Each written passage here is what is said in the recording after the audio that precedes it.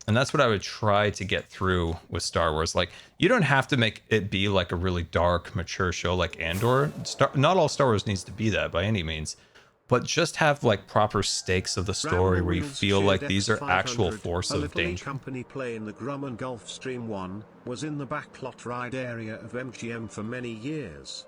Before the archives was able to get the outside of it refurbished and put it on display at the 2022 D23 Expo. It is now at a museum in Palm Springs, California, and they are now refurbishing the inside. Oh, they're doing the inside. Oh, that's good to know. That's good to know that they're doing the inside of Walt's plane. I remember seeing it as a kid at NGM back in the day. Yeah, that would be that'd be cool. I try to think of like what I would do at Pixar. I don't know. I love Pixar and Disney animation. I mean, do I want to see live or 2D animation again? Of course. Do I think they'll ever do it? I don't think so. I don't sadly think that would be something we would see, but you know, you can always hope. You never know. But yeah, I would love to see it again.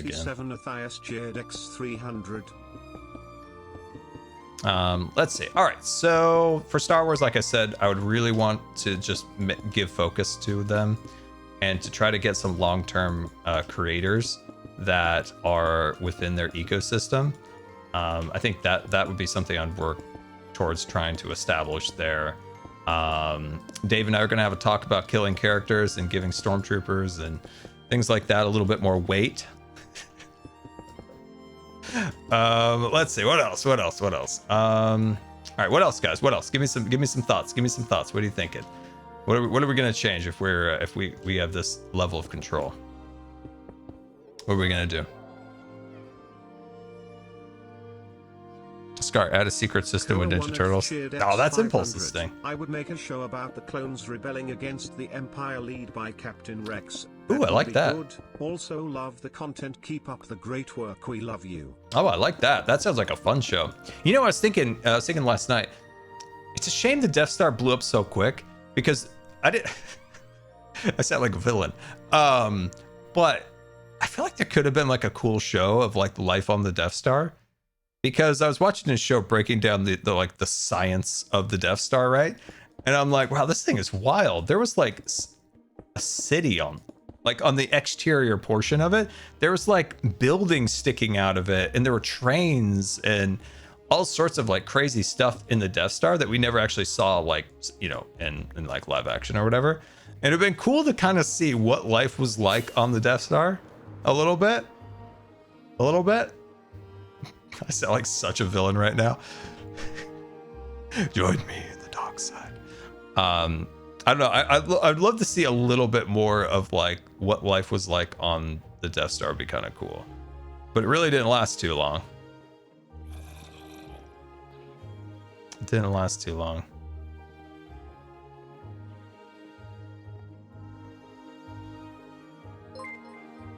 Okay. Olivier Edge 13. This feels high enough, to be honest. Scar, I'm a student paramedic and I'm trying to improve my interaction with disabled patients to make their experiences better. Any tips to help?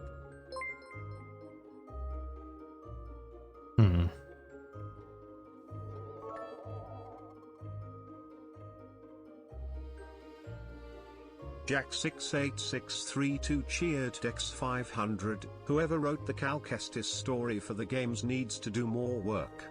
Just finished Survivor, no spoilers, but I loved it, and the story has weight. It absolutely does. Absolutely. That's the one thing a lot of the non-Andor properties are, that they lack that like weight of storytelling a little bit, in my opinion anyway. How to interact with a person with disabilities? That's a great question. Cheered X300. I hope you're feeling better these days. Scar, purple heart emoji.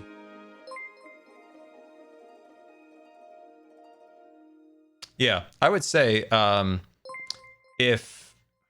a great question actually.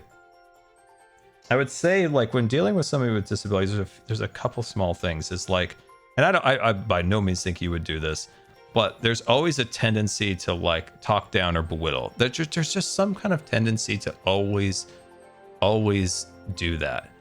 And so that's like that's one thing. Now I don't think you would ever do that, but that is like a tendency, especially in like an emergency. I don't know why that is. I would have loved to have seen a group of stormtroopers rebelling against the First Order after Finn's rebellion in the sequel trilogy. Yeah, I mean, anything would have been that would have been amazing. Anything with Flynn. I've talked about how I would have redesigned Flynn's character. Oh, it would have been such a freaking cool character. Oh. Anyway, yeah, it's such a great question. I think that one of the big things often is somebody who's disabled has probably a slightly more complex medical case than, say, somebody who maybe just broke their leg or they maybe had a heart attack. All the different things that an EMT is going to be working with on a daily basis, right? These things can be fairly straightforward in their own way. Like broken leg, these are the procedures. This is how we handle heart attack. Can be a little variable, but these are kind of how we do this. A person who's disabled often has a very complex medical history. It doesn't always follow the book. You can always politely ask the disabled person, "Hey, what accommodations do you need?" Or, "Hey, what can I do to help you feel welcome?" Yeah. And yeah, I think in an EMT situation, you probably are more like, how do I not kill you? How do I not? Like, what's going to make this situation worse? So like, that's how I'd go about it. It's like, how are we not going to make this worse? So what I mean is that, often say like monitors and things might not always detect the exact thing that's going on at that moment, right? So if a monitor is saying, oh, this person's oxygen is at this rate or something, but they're having trouble breathing, don't belittle the person and tell them they're fine. Just like suck it up. That never works. Like, just like calm the person, reassure the person, stuff like that is a good way of helping in those situations. Like for instance, like I've seen it so many times where like someone is struggling to breathe and the people are like, well, I looked down my checklist and oxygen is this, you look fine. 5 minutes later, they're being intubated. And it's like, really look at the patient, like actually understand what's going on with that patient rather than what your book and monitor are always showing. It's just like a side thing that I feel like sometimes people are so focused on like the machine numbers and not the human in front of them and how they are feeling at that one time. That's what I would try to consider always, is that the patient is not a monitor. The monitor is a tool, but the patient is the patient. The monitor is not the patient. And sometimes things don't present on a monitor, and to not discount the patient's thoughts. That's what I would say. If you're learning, try to keep that in mind. Very, very good doctors I've had have spoken in that way, where like I had an issue where I was having trouble breathing, but it wasn't coming through on like their monitors very well. And they're like, well, man, they're like this. And the doctor just turned the monitor around and said, how does the patient feeling? Well, he's not feeling well. Okay, let's treat the patient. that was when I was like being weaned off a ventilator, and it was like I was struggling, and like because I was able to like somewhat maintain at the moment, like I could maintain a little bit of oxygen because I was like rapidly breathing, and like I was really struggling, but I was like maintaining. But for how long could I maintain it? So that's how I would think about it a little bit, if that makes any sense. Treat the patient, not always the monitor. The monitor is a tool, very important tool, but it's not always the be all end all. And a lot of times with patients who are disabled, they have very complex medical situation, and that doesn't always come through. I don't know how deep to make this. I'm struggling, guys. I really need to know how deep to make this. I feel like if this is the surf, right, a little bit of the darker color here would be out of the water, right? So the waves lap up onto the beach and then pull back. So this area would be slightly. I'm gonna go off of this. I think I'm gonna go here. How do we feel it? How do we feel about that? How do we feel about that level? How we feeling? How we feeling, chat? Sorry about that long-winded answer. I was trying to get to something, but the words just weren't 100% there. Whoa, whoa, nice words of encouragement from Jim. Very nice, very nice. Does this make sense at this height? Does this make sense? I think it does. I think it gives the wharf a little bit of height, but then the water's here. And I think, yeah, we're gonna bump into this guy, but we can waterlog that. That's super easy. I think that's a good spot right there. I think that's a good spot. Yeah, I think that's good. No, I saw a gem type. Let's see. Love the engine. Oh, Gem and her googly eyes. Gem and her googly eyes.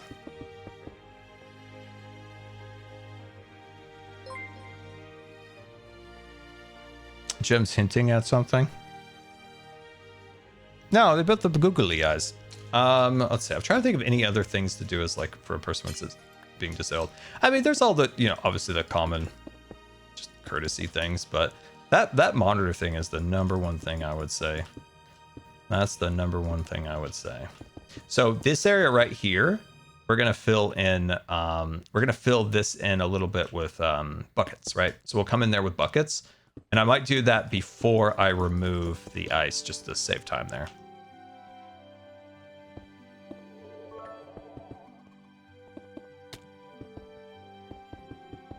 Oh! Koa one at cheered X500. Scar, check the entrance. This is cool as the entrance. Hello. Hi, Scar. Hello. How are you? Good. How are you? Oh, you filling in your lake with the ice. So what's going on here? Why am I getting suspicious eyes? Suspicious eyes? Yeah, I'm getting Something suspicious eyes. You two. We're just visiting the zoo, the two of us together, as we do. We visit things I'm getting together. sus voice. I'm getting a sus voice right now. No, your zoo looks great. Can't we compliment you? I particularly like the additions to the front. Yeah, that was a really good new thing that you've added. Very on task as well with the new movie that just came out. Yeah. No. No. No, child trauma. Oh my god. Isn't it so cute? No. Burn it with It fire. looks great, Scar. It's so good. I can't believe you added that. Child trauma, Pearl. Child trauma. Why? My childhood. You're Not a adorable. child. My childhood That's trauma not is child coming through trauma. of how Stitch ruined my life twice. Not once, but twice. 2 times. But look, it's a great entrance to the zoo. Great promotion. Yeah. Movie just came out and all. Good promo for the zoo. He just stares at you and he welcomes you in with his big gaping mouth. I don't want his... Oh, he's got teeth. No. I don't want his gaping mouth. I don't want to go in He's his got mouth. danglies too. Look at them lights. Oh, Isn't that great? It's like saliva bits. this just reminds me when I was robbed of my rare Stitch hat. All the childhood memories are coming back. Ruined. What's wrong? Why did he give you Pearl. nightmares as a kid? What happened? Oh, Pearl, everybody join me. Join me on the bench. All right. Join me on the bench. Come, everybody, come. There was a game back in the day called VMK, Virtual Magic Kingdom. It was a delightful game. Loved the game. And, you know...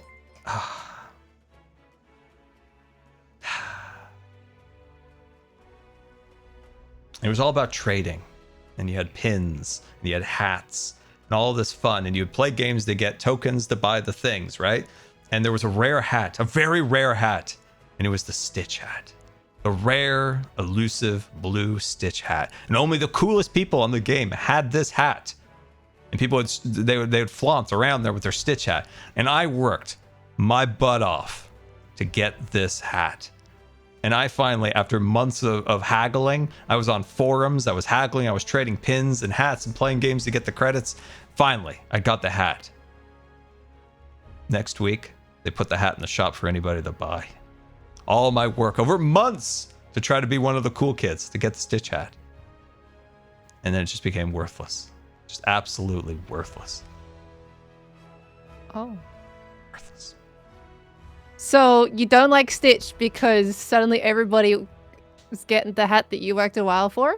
Yeah, they ruined the rarity. Think about like if Pokemon, right? If you had a rare Pokemon card, and then they decided to anybody could buy that Pokemon card out of the pack. I feel Stitch for didn't you, do but that's that. not enough trauma to hate the character for I'm this not long. done. Okay. Keep it talking. All Keep right, it talking. I'm sat. I'm There was a sat. great ride, a unique attraction at Magic Kingdom at Disney World called Alien Encounter, made by Lucasfilm. And there was a theater show, right? And when we went there was long before kind of internet forums that spoiled everything. So we went into this theater and there was Skippy and he was learned how to teleport and he got blown up in pieces and there was a big alien in a tube, this whole theater show, right? It was all about meeting this alien and this alien attacking people and running through the theater. And it was one of my favorite rides because it was so unlike anything else at Disney because it was like an actual horror show. It was terrifying. It scared children. It made children cry. And it was wonderful. Right? It's just great. It was so unique. And I was so excited to go on it again. And when I went to Florida, for when my cousin was born, my mom took me to Disney World, and I was so excited. I was looking at the park map. I was like, oh, I can't wait to go on the alien ride again, the alien show or whatever. And I was looking through, I was like, Stitch? Stitch's Great Escape replaced Alien Encounter? You're telling me the one time Disney took a risk and made a horror ride, it was actually terrifying and scary, and there was guts and murder and all this great stuff. Oh. All this great stuff happened. Replaced by this blue, fuzzy moron.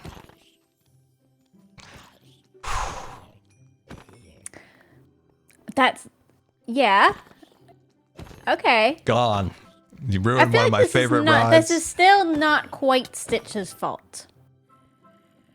Cause you're not mad at Disney. You like Disney. I'm pretty much blaming it on Stitch. Yeah. So it But feels the poor like guy, though. he's not just a Stitch's cute little fault. guy with a cute mouth. Look at him. The thing is, you made it look just like the hat from VMK. I think is the worst part. It is literally uncanny, and I just spent months working to get that hat. And they made it available in the store. It was like, what was all that work for? Nothing. I go back to that Pokemon thing. That Pearl, you're a big Pokemon fan. If you had a rare Pokemon card, and all of a sudden that you could just buy that one Pokemon card online for $5, that would diminish the value of it for you. No, not really. I don't collect cards based on the sell or anything like that later. They can do what they want. I just collect them for me. Stitch propaganda right here. This is Stitch propaganda. So You need to light up your base, dude. Stitch Well, says light up your Scar base. you're talking to. I mean, technically, Pearl, you can see there are lights, so it's mob resistant, just not mob proof. Right. Well, see, Stitch is doing you a favor here because he's got lights dangling from his mouth. Hey, wait, Plus, Stitch if it don't reminds get you of the hat, now you have the hat Stitch in is the doing server. great things for the zoo, see? I think. Stitch didn't do the lighting. The lighting was already there. He can't take This credit is for the Stitch lighting. redemption arc right here. Stitch redemption arc. He's got a lot of uvulas.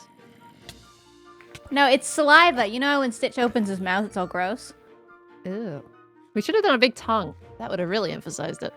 No. You can add that in the next edition. Oh, there's only one Yeah. edition of this. That's a good idea. There's only one. There's only So one. it's gonna stay there, right? Oh, it'll cute. stay there. Yes, for sure, Pearl. For Good. sure. You really Good, did better. make it look like the hat from VMK. That is genuinely the worst part. It looks great. I love it. The only thing rarer than the Stitch hat was the green flip-flop sandals that the staff moderators wore. That's the only thing any rarer. You still have that hat? Go. They shut it down. Wait, but do you still have your hat though that you got, right? No, Or they did you shut throw the it game down, so the hat wouldn't disappear. Oh, right, it was a Game game. hat? Oh, I thought it was like a collectible, Oh actual my real life hat. God. No, it was a virtual hat. That changes things a little bit more, actually. This is like It's even people less. thinking about Minecraft capes. You're no Scott. better than the Minecraft cape scalpers.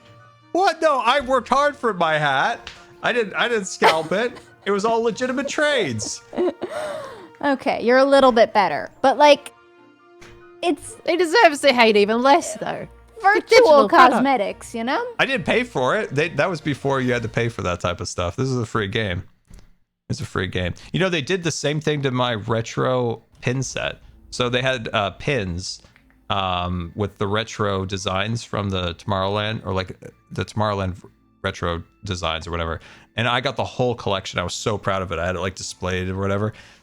And then they put it in the shop and it was worthless. It was like, what's the point? Just so much trauma for that game, man. I even had to call Bob Well, Iger's phone that one time when he shut it This down. is like exposure therapy. Yeah. You're going to get used to him, and then you're going to love it. I don't know if I love it, Pearl. I don't know if I love it. But you do. Do I? You love it, Scar. You love it. You like it. Jem and I spent a lot of time on this, so you better love it. Oh And if yeah, you don't, all we're day. going to be very Been streaming sad. for This was an 5 all-day- hours. This I'll was have an you know. all-day The whole- project? Yep. It was a It was an 5-hour all thing. day. Really. Mm-hmm. All-day project. All Okay. day I've project. been cooking this. Kind Yep. didn't have anything better to do than build this monster. Well, it was for you, and I think that's a really good thing for us to spend time on. A present for Scar. A present for Scar. We thought you would appreciate it. Man, that thing really is a mouth. The way I designed that really is a mouth. It's even got a bottom. It's not just the top of the mouth. It's also the bottom lip too. You just add a little bit of red on that edge. Perfect. Do people really like Stitch that much? He's one of my favorite little Disney characters. Jen? He's I have no adorable. strong opinions. I love him. You like him, huh? Yeah, I like What does he Stitch. do? He's cute. He's Is that all he a is? little Is just guy. cute?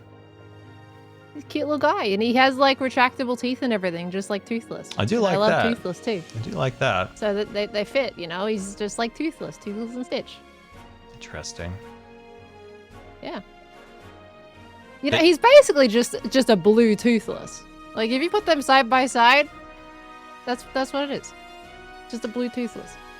You know, One's just got his ears down. You know, you see it. Stitch. What year was Stitch made in? Let me do a quick Google. Because if I may be wrong on my lore, but I believe that Stitch was 2002. 2002. Stitch is an abnormality in the Disney animation at that time, because at that time Disney didn't have a lot of hits in the animation department, and Stitch kind of came out of left field. If I remember the story right, I hope it's true, but Stitch was not made in Burbank, California, where all the other movies are made. It was made at a smaller animation studio at Disney World. They had like a small satellite studio, and it was separate from the culture of Burbank. And once it was, once it went out, once it became super popular, they shut the studio down. I think this lore is correct. Like Stitch is an abnormality because it was built outside of kind of like the struggling like animation studio at that time. They didn't have a lot of big hits at that point.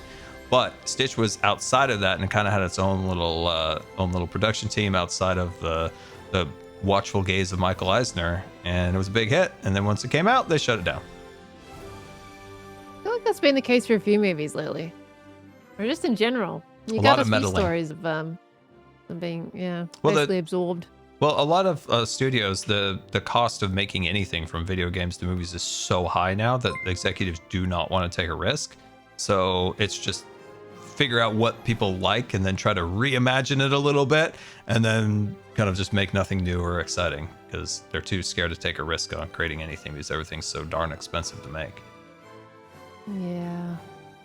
All the new stuff does really well usually. Anything that's not superheroes or live action.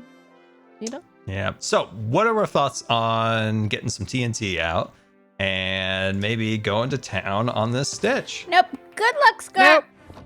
I got, Keep Stitch. no, Jem, come back here. I got the Pearl. Grab some up, Pearl. Grab some up, Pearl. Yep. I'm grabbing it all. Keep giving it to me. Keep giving it to me. Yep, there you go. Here, just grab some off the Yep. ground. Yep. Oh Yeah, my. Here. give all of the potentially explodey things to me. Yep.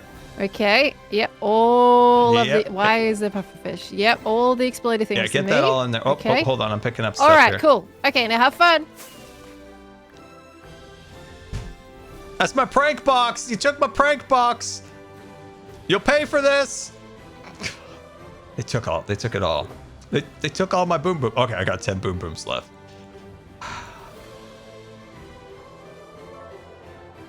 No respect for my traumas. Sumux cheered X300. Sky, you should add a Disney attraction at the zoo. Make all the animated animals.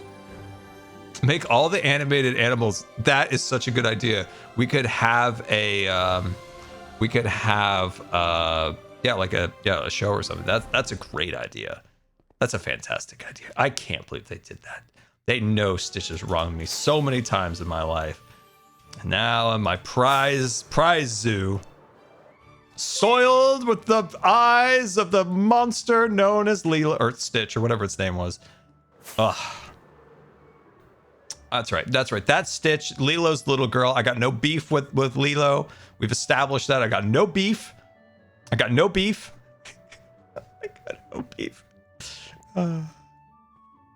Honestly, I probably I'm going to admit something. I probably would like Stitch. I probably would like the show. But that little monster ruined my favorite ride at Magic Kingdom. Dude, this is something that I feel like the internet ruined. The sense of mystery and the sense of discovering something that you otherwise would not have known without the internet, right? When we went to Florida for the first time, and our family, we never really took any big vacations. We never went anywhere really outside of our state. Maybe do a swim meet in Nevada one time. But this trip to Florida for my aunt's wedding, it was such a fun trip. All my brothers, my mom and dad, none of us fought, and we went to Florida, and all we knew that Florida was Disneyland but bigger. _tipped $3. You also need solid blocks under the ice, by the way. Really? Do I?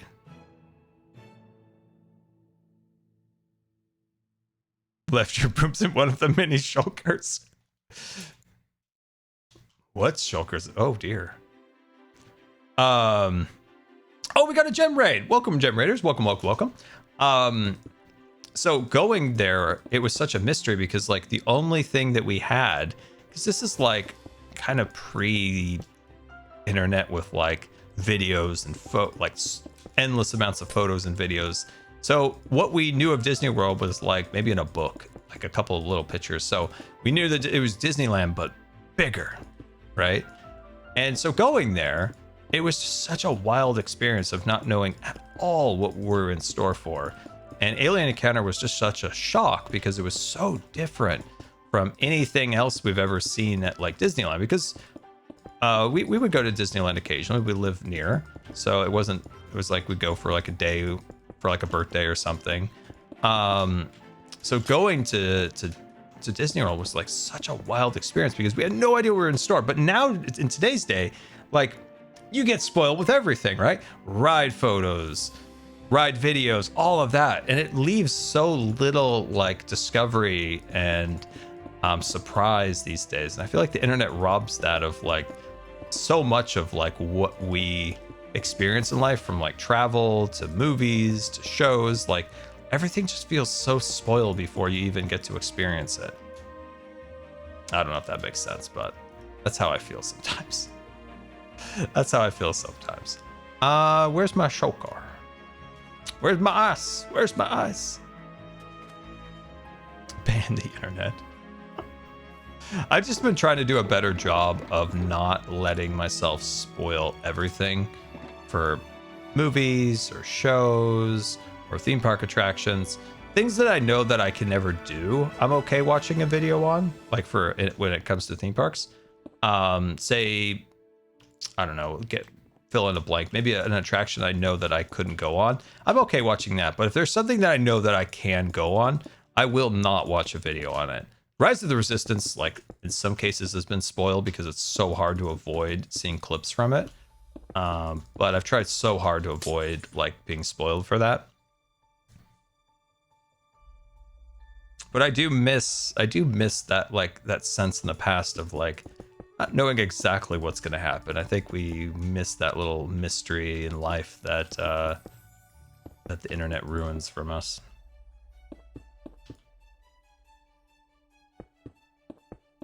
But I just think about going to Disney World and not knowing at all what we were in store for. And it's like, oh, if I ever went to any other park, I know exactly what I'm in store for now. And you don't have that like crazy mystery and discovery that's so fun. Yeah, the mystery and discovery. That's right. That's right. That's a great, yeah, exactly.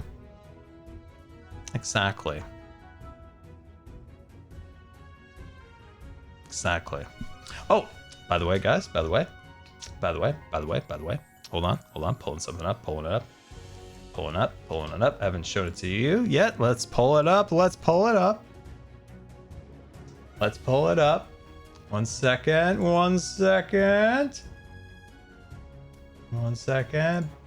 Did I pull it up? Nope, that's definitely not it. That's it. Nope, that's just my dumb face. Back over here. There it is. Don't know how it got there, but check it out, guys. Look at this. Don't forget, the Scarverse merchandise drop is here. We've got our stickers. Some people have already got their mug, which is like mind-boggling. But we've got our Scarverse stickers. We have our Scarverse. I'm like saying Starburst. I don't know what I'm saying. Scarverse desk mat. We've got the kitties. We've got shirts. We got stickers. We got buttons. And I know a lot of people have been asking for individual hats, like just an individual hat on a sticker. I will consider that. That is a good idea. We did have a comment a moment ago about what the different stickers are. So the first one is obviously the zoo. So that's our current sticker that we have, followed by the Popo. So that is like the permit, the Popo that we did with Green and Skiz and Cub, and then down below you have the Imagineer hat. So that's the hat we wore when we constructed Scarland.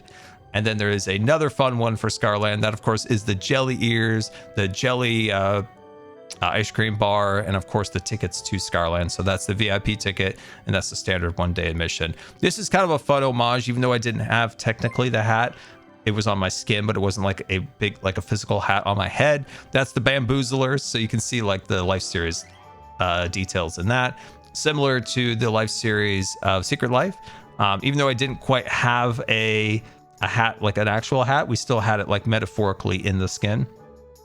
And then down below, once again, didn't have the wizard's hat, but had it like into the skin itself. But this one, of course, represents the wizard from season 7 of Hermitcraft. And there's the crystals. There's Larry the Snail, which was my starter base in season 7. So I was a wizard. I sold crystals that gave people properties that they didn't know that they were able to achieve, right? Strength, passion, knowledge, all the good stuff. And then the Swaggin, of course. So that was the big top hat from season 8. And then, you know, that was a very kind of steampunk design. So you have the smokestacks and the gears. Down below is the monocle of the mayor of season 7. So I was elected mayor of Hermitcraft, or the Hermitcraft shopping district in season 7. And I had this sweet monocle. I had a ton of diamonds. We had like a parody of a soda, which was Moo Pop. And of course, that resulted in the Turf Wars, the mycelium versus the grass storyline. So you can see there's mushrooms, there's the grass, there's the Moo Pop in there, and of course, Hot Guy with the beach ball and the sunglasses, the arrows, the cool little hat. And then down below, this is deep lore, guys, deep lore here. This is the Vexes. So in season 5 and season 6, Cub and I had a pranking duo called the Vexes, and we were the Convexes. Eventually morphed into Concorp in season 6. And basically we pranked every single hermit in season 5 with like the most over the top crazy pranks imaginable. And then in season 6, we decided to pivot to create like a corporation, which we call Concorp. And Concorp was just, you got to go back to some of those episodes. They were fun. And now the pirate hat is a mixture of Pirates SMP, which we did have the physical hat for, and it represents Hermitcraft season 6 because my base was a pirate base. We had a big volcano, we had pirate ships, we had a pirate town, all sorts of good stuff. So that is the lore behind all of these stickers here. And yeah, I know somebody had asked a moment ago about the lore of the stickers. And of course, I love this design. This is so cool. This wasn't intentionally supposed to be an S, but it was kind of like a happy accident that we kind of leaned into and made the swirl of the portal an S, which is super cool. Did you guys notice that that was an S? Did you guys notice that? It originally was like a Z, which I thought was an S. It was kind of a Z shape. And then I dyslexied it up and was like, dude, that's a sweet S. And then I was like, Mom, come look at this. Let me know what you think. And she's like, that's not an S. That's a Z. That's a Z, Ryan. That's a C. I'm like, oh shoot, yeah. But maybe we could make it into an S. And of course, this has the hats along the sleeve, like so. And then we have the other variant, which is all the hats on the back and then a little Scarverse logo on the front. And I think Cocoa Bats did such a great job on the lettering. I think it's very kind of like superhero-y, multiverse-y logo on there. So yeah, guys, thank you so much for the support on the merch. It absolutely means a ton, and it's incredibly supportive of the channel, which I very, very much appreciate. So yeah, thank you guys so much. Why is Minecraft gone? There's Minecraft. So yeah, link is in the description if you're interested. Lots of fun stuff there. So yeah. And like I said, I might do those individual stickers. A lot of people said they wanted like individual stickers. So I'll look into maybe making that happen for sure. And yeah. And Cherry PI just got ourselves a sticker sheet. Oh, that's awesome. Hopefully I answered your questions about the hats, about the lore behind them and stuff like that. The Vex one is like deep cut. That's like deep cut at this point. That's deep cut lore. Deep cut lore. It was so that was fun. The Vexes back in the day were quite the adventure that Cub and I went on. Absolutely wild pranks we did back in season 5. I'm so happy the kittens got art too. Oh, me too. They're silly little gooses. I'm glad that they. I can't wait. Yeah, I can't wait for more people to get their merch. Mine takes so long, like I said, because I order too much. It's so many different facets, so it's taken a while to get mine. But I can't wait to get it. And let's take a look at the chat here. Let's see. Oh, we got another very generous person. Purchased an item for somebody in the chat. If you go !enter and then watch the chat to see if it's your name pop up, and put in your details, and whatever that generous item that was gifted to you will be yours. Very generous.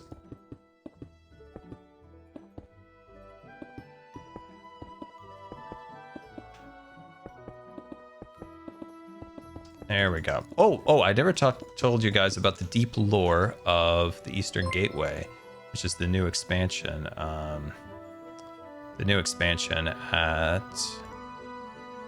California or Disneyland. So back in 2017, Disney had an adversarial relationship with the city. And the prior administration of the city had a tax incentive to build 5-star hotels in Anaheim to attract more affluent conventions. So conventions that might be like doctors or something like that, you know, more people that are looking for kind of like a nice hotel, kind of a nice vacation attached to their medical conference, stuff like that. So that was their idea, was to incentivize these types of conventions to come to Anaheim. And so they gave them this tax incentive. And Disney, of course, ever always looking for an opportunity, was like, well, maybe we'll get in on this. And so hatches a plan. So Disney decides they're going to build a brand new hotel in front of the Disneyland Hotel.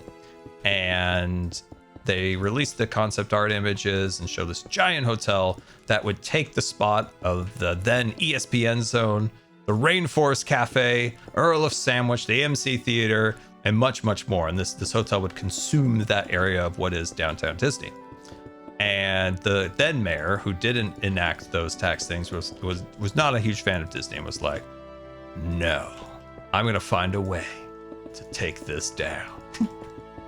And so Disney's other plan, right, in this process was to reorient the whole parking and security apparatus that Disney has. So existing, Disney has a parking structure called Mickey and Friends parking structure. And Brian, enjoy your Scarverse hoodie. Oh, I love seeing all these pop up there. And someone will never know, but someone got themselves a Scarverse t-shirt. Oh my God, look at all these things flying off the shelf. Anyway, thank you guys so much. It's very, very much appreciated. So they have this plan. These hotels are being built. There's probably like 3 people have taken them up on this opportunity to build stuff. I think the Westin got built under that program. I think the JW Marriott, I think, got built under that. Maybe one other hotel. Anyway, so they're. Am I out of class again? No, I got some. Anyway, it's hard to tell a story and maintain this and shout out the chat. So I'm just like, so Disney has their plan, right? And the administration wants to like stomp on it or anything else that Disney does, right or wrong. Not going to comment on that. But they want to build the Eastern Gateway. So they want to build a new parking garage on the east side of Disneyland. So they buy up a hotel that then they will bulldoze to make a giant bridge that will cross the Harbor Boulevard Road. And there is a massive, like, giant parking structure that they want to build. And so what they want people to do is they want people to enter the parking structure. They want to screen people for security reasons at that location away from the park. From a security aspect, they wanted that part of it so far away from the actual park. So they wanted security stuff to be done over there. And then people would get onto a pedestrian bridge that will go over the top of Harbor Boulevard and into Disneyland. The problem was that side, the harbor entrance to Disneyland, would be the only way, if you're on harbor, the only way that you could enter Disneyland from that area is to walk in the complete opposite direction, a block or 2 down, into the parking structure, up the bridge, and it would be a ginormous walk. And so the locals in the area who had businesses, hotels and this and that, felt that they were being wronged by Disney, that Disney was trying to kill their business by getting everybody off of harbor and only in the Disney bubble. And so there was a giant fight over this whole thing. And in the process, Disney made a slight change to their hotel. They changed the address. So what I'm saying is they moved the entrance of the hotel to a different street, giving the mayor at that time pretext to say, oh, you changed the address. That's no longer applies to the tax incentives. You will not get your tax incentive for building this 5-star hotel. And sorry about that. And Disney's like, oh, it was such a game that got played back then, that they changed the address and got their they got their whole hotel like foiled. And in that process, they were also, fighting with the city, fighting with the local businesses about that bridge. And they had talked about maybe having some kind of accommodation of potentially having an access onto the bridge from the street. And eventually Disney gave up on the whole thing when they lost the tax incentive, when they really lost like the plot with the bridge. They put it all aside and they decided to build a new parking structure right next to the Mickey and Friends parking structure, called it Pixar Pals or something along those lines. And since then, the Eastern Gateway project has been dead until 2 days ago. The Eastern Gateway project is back. And this time, surprisingly, Disney actually is doing the right thing. They have an absolutely incredibly beautiful bridge this time. The other bridge was so freaking ugly. This one brings back the old Disneyland sign, which I don't know how they're going to do considering there's zoning laws for signs. That's why the original Disneyland sign was taken down and replaced with very boring, ugly little signs. But they're bringing that back. They're bringing the proper old sign back. The bridge looks incredible. and there is access from the concept art. There's access from harbor, so all the hotels, all the people who enjoy the hotels on harbor are now going to be able to get onto the bridge and not have to walk a ridiculous amount of steps to get onto the bridge. So in the end, this is so much better. It's better management, better like people working at Disney, and a much more like accommodating city to make this all like work for everybody, so everybody's happy instead of the fighting and the nonsense that took place in 2017. So I'm so happy to see this because I think it'll be a benefit to the park. Being that what they'll do is they'll take out a huge section that is dedicated to like ride shares, buses, things along those lines, and that area will become new expansion for the parks, aka Avatar expansion. So Avatar had, oh wait, we're not doing that. No, put that back down, Scar. No, what are you doing? There you go. So now that the Eastern Gateway is a thing, back again, that is, we get Avatar and stuff like that. So it's interesting. It's just such an interesting like tale, right? It started out with like tax incentives, and then the mayor was super angry at Disney, and because Disney changed the address of the hotel, he pulled their tax incentives away from him. And then Disney's like, we're gonna stick it back to you. We're gonna remove the hotel from the plan.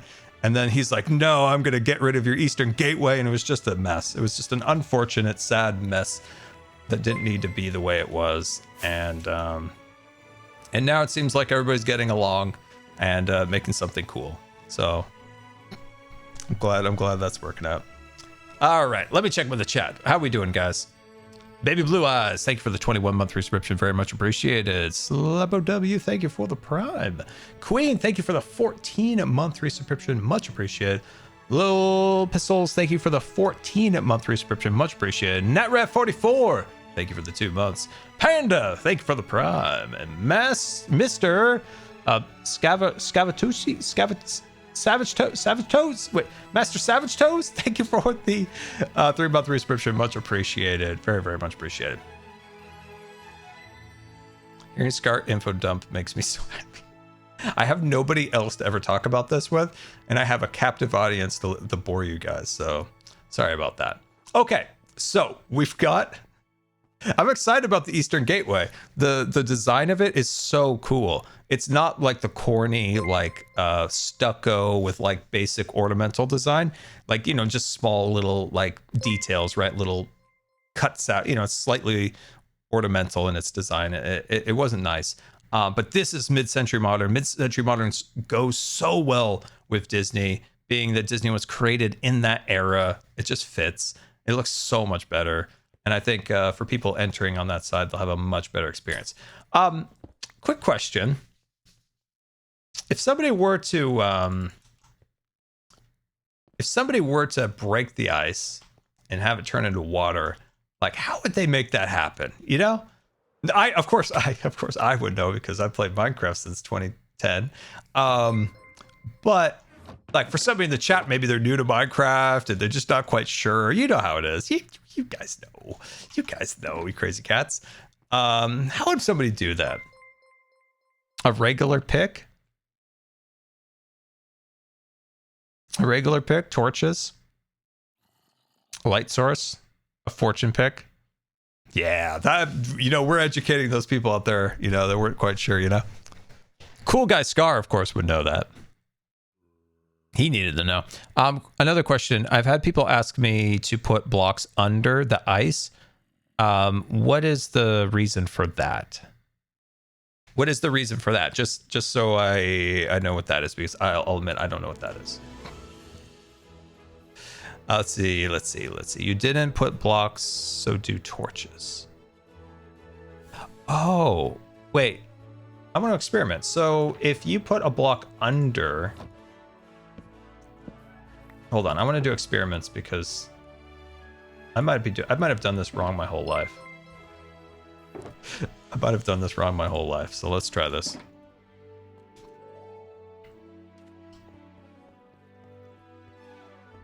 Let's do this. Let's break down here real quick. Oh dear. I just need a few blocks under here real quick. I've never done this in an efficient manner ever in Minecraft. I really should be more efficient. I actually, you know, surprisingly, I do get done a lot for being one of the most inefficient Minecrafters ever, so. All right, so if I break this, but if I did...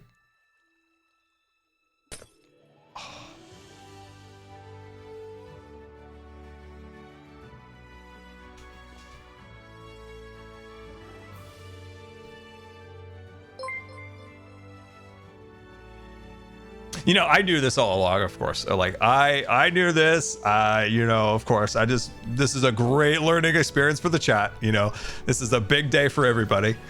They've all learned so much.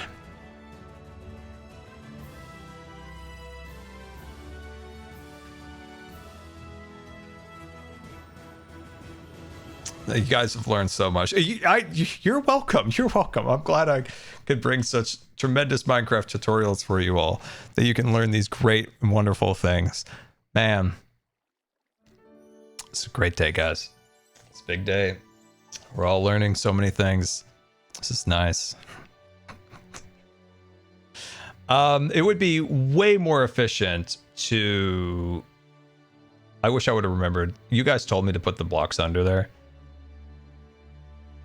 At this point, I think the only logical way of doing this is torches. Going around and redoing it, like putting, you know, dirt under here is just not an efficient way of doing it. So, torch spam! Torch spam! We might have to go get more. Torch spam! Torch spam, let's go. This is also kind of satisfying. This is typically how I do this. So... it is kind of satisfying to watch, to be honest. This is the first time my base has ever been lit up. I light my base up, guys. You know I light my base up in a unique scar way, and that's scar-resistant lighting. It's an important method of lighting. It enhances the creative and the... No, I just fail. I can't even spin it. I was gonna spin that into something like, well, with my lighting, I like to create a creative environment for my lighting. No, I just do a poor job at it. It's like somebody trying to explain their modern art. When you look at the lighting, you start to feel what the lighting feels. And deep down in your soul, you will understand the plight of the light that both binds us, surrounds us, penetrates us. Ghostfly Oliver cheered X500. Hello, Scar. Hello there. Your stream is helping me maintain my sanity while I clean my animation for my college exam. So please keep yapping. Keep yapping. You know what? I can yap. I can yap. I can very much yap. And a very happy pride to you too. So I could yap all day long. I could yap, and yap, yap.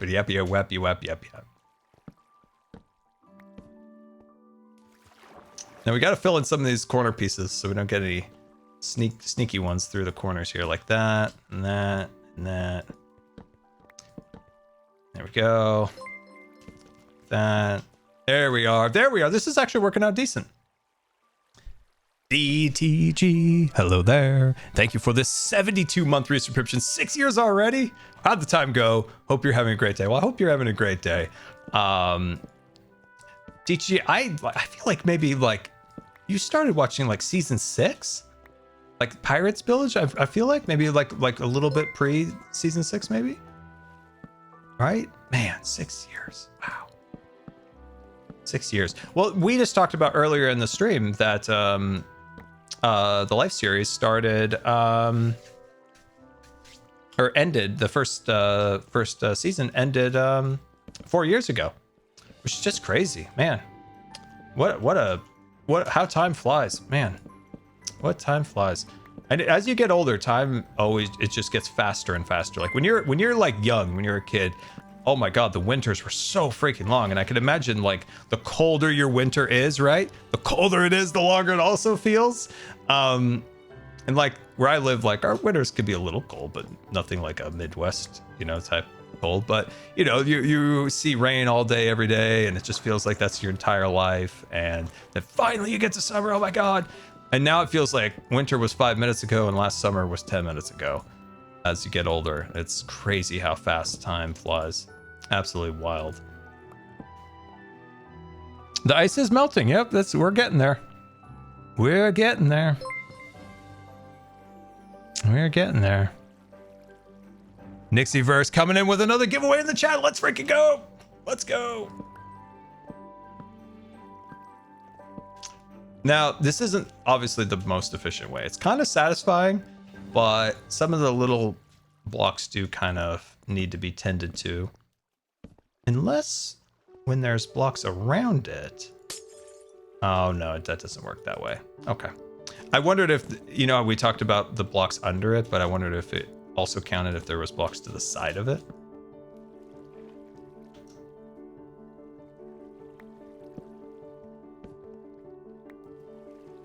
Somebody asked me why in the chat, this is a very fair question. Why do I care so much about nonsense about like operations of the parks and stuff like that? It's because that's what I wanted to do was like, I was never the hugest Disney like animation fan. Like it was fine, I liked it or whatever. But what I absolutely love is theme park operations and design. The aspect of themed entertainment, creating a architectural place of time or of a theme is so like appealing to my core, and it's why I love Minecraft equally as much as I can create those things. And when I was 9, when it was the time my mom took me to go see when my cousin was born in Florida, and she took me to the park one day, and I was always fascinated by the parks. Like I always wanted to be like I wanted to be the train guy. I wanted to drive the train, or I wanted to drive the monorail, right? And I was looking at it and I was like, man, how fun would it be to be like the person that actually does like create these things? And my uncle, who had like, he worked in and out of like that type of industry, like mostly like commercials and stuff like that. And he's like, oh yeah, well they're Imagineers. And I'm like, the who's and the what's it's? And he's like, yeah, they're Imagineers. They create the parks. That's who does it. And I just instantly in my head, I was like, well, I want to do that. And he goes, well, do you have any ideas? And I remember thinking on the way home, okay, well, man, if I want to be one of these guys, I'm gonna have to come up with some freaking ideas. So little 9-year-old me got out my little pen and paper on the way home on the airplane. I just started sketching ideas like all the way home, and it was that like was just born of like my passion of always learning the operations, the behind the scenes aspects of the stuff. Like, yeah, I want to be the person that makes all this stuff happen, because I thought about it. I was like, I love coming here.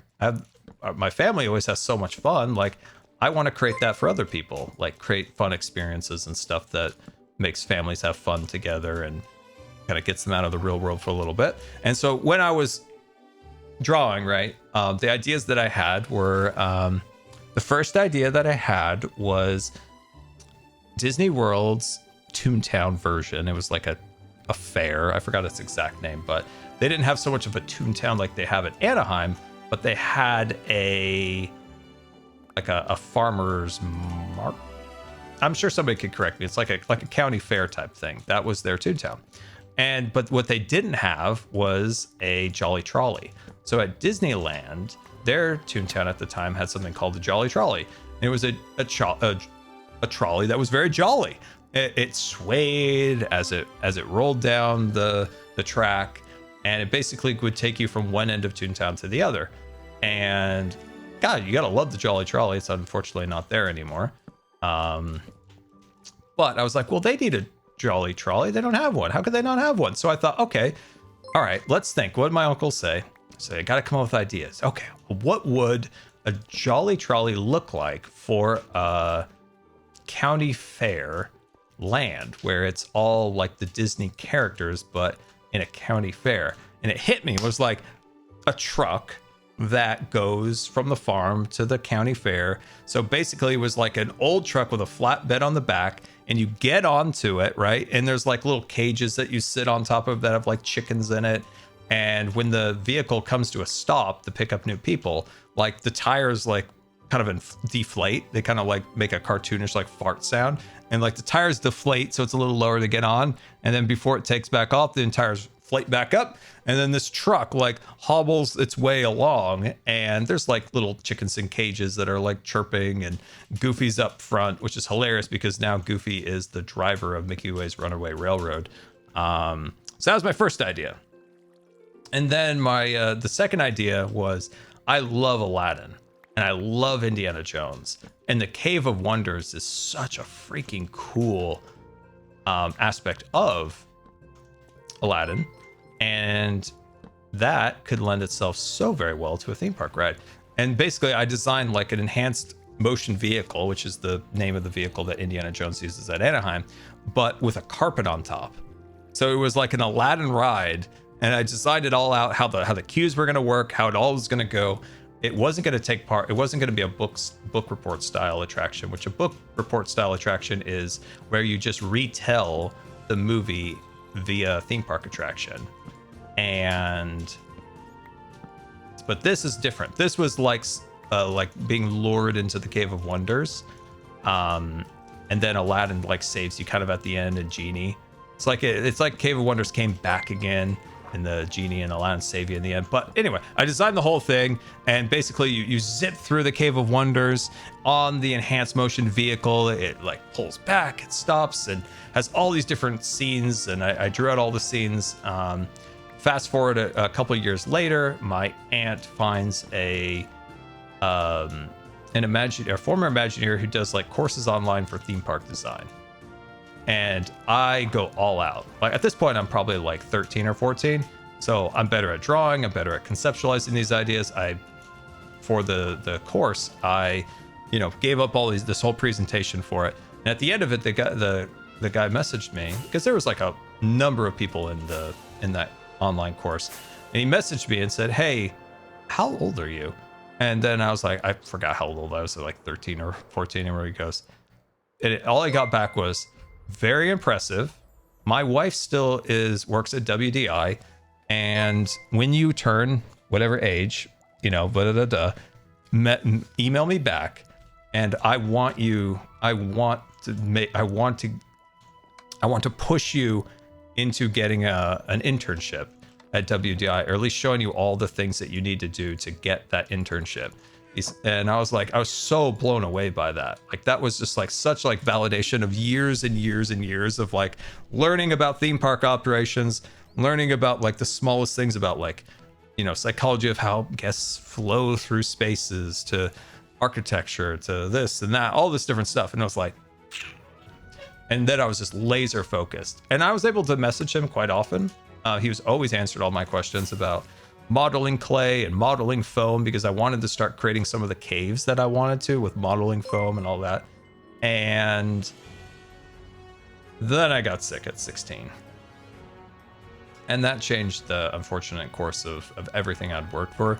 And so did not get to do that, sadly, but I always remember how nice that guy was to have offered and have done that stuff for me. Like, to say like, "Hey, I will teach you what you need to know to get that internship," because he saw something. It was very nice. Like that whatever I did there was enough for him to say like, this person had enough of a potential of becoming an Imagineer that he would go out of his way to like show the stuff that I did to his wife, who was a show producer, and answer all my questions and tell me like all the things I needed to do to get that internship and stuff. But sadly that course changed when I woke up with a very, very bad headache, and my life was ever changed after that. So yeah, kind of a bummer, but a silver lining of it is that in a small way, I've been able to create the dream that I always had of being an Imagineer through what I create in Minecraft, because what we create in Minecraft is very similar to a theme park. It's a themed environment that we are trying to tell a story through. And even though I wasn't able to, pursue that career, I was able to, in a weird way, create this channel. I was able to create this, these builds and all these different things that are my own little creation and does in some small way, hopefully, fulfill what I wanted to create. And that was a place for people to kind of lose themselves out of the real world and enjoy a little bit of a escapism into a fun themed creative world that they can refresh their brain a little bit before they have to tackle the next problem they have in life. A few minutes of peace, a few minutes of quiet go a long way.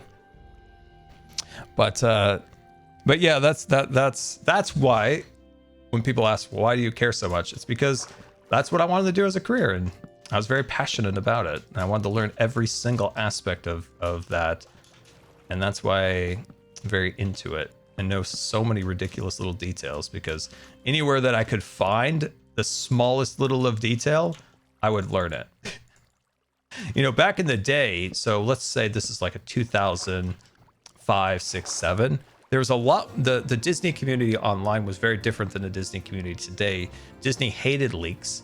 And one of the ways that they got around these leaks was to offer the media all sorts of fun things like free cupcakes and stuff, as long as you don't leak, you know, sensitive information. But back in the day, that's all the online community was like talking about operations of the park, rumors, what was coming, what wasn't.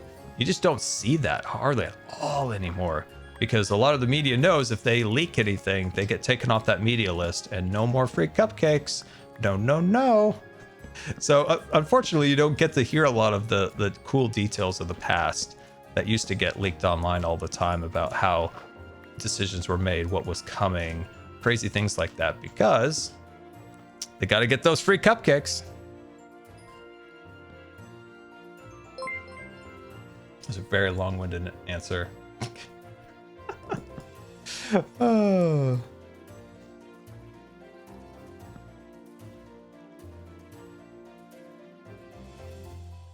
They I remember the what it was called, what update was that? Oh, it was the fantasy.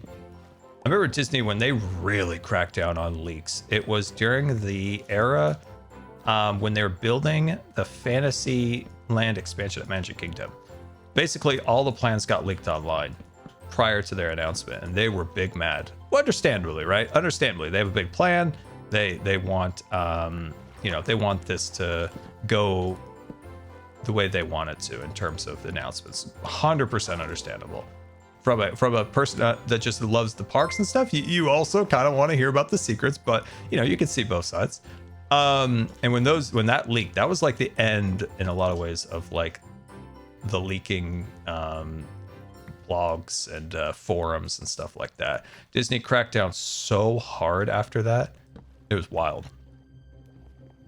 It was wild. Did you know back in the day in 2004 that they were going to, this is the stuff you just never get to hear much anymore. But did you know they were going to make Space Mountain be a Stitch attraction? I mean, we could all be glad that didn't happen. But yeah, there was even a leak of some concept art for it.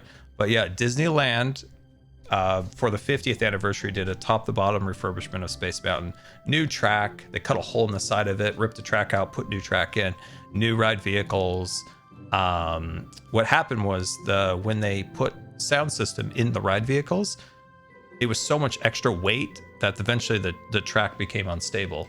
And being California, an earthquake area, they had to replace all the track. And in that process, there was at one point a blue sky concept of re-theming Space Mountain to be Stitch themed. Could you imagine how horrible that would have been? Could you imagine the loss of Space Mountain for Stitch? You think I would be mad about the VMK hat and Alien Encounter? That would be awful, wouldn't it? Come on, melt!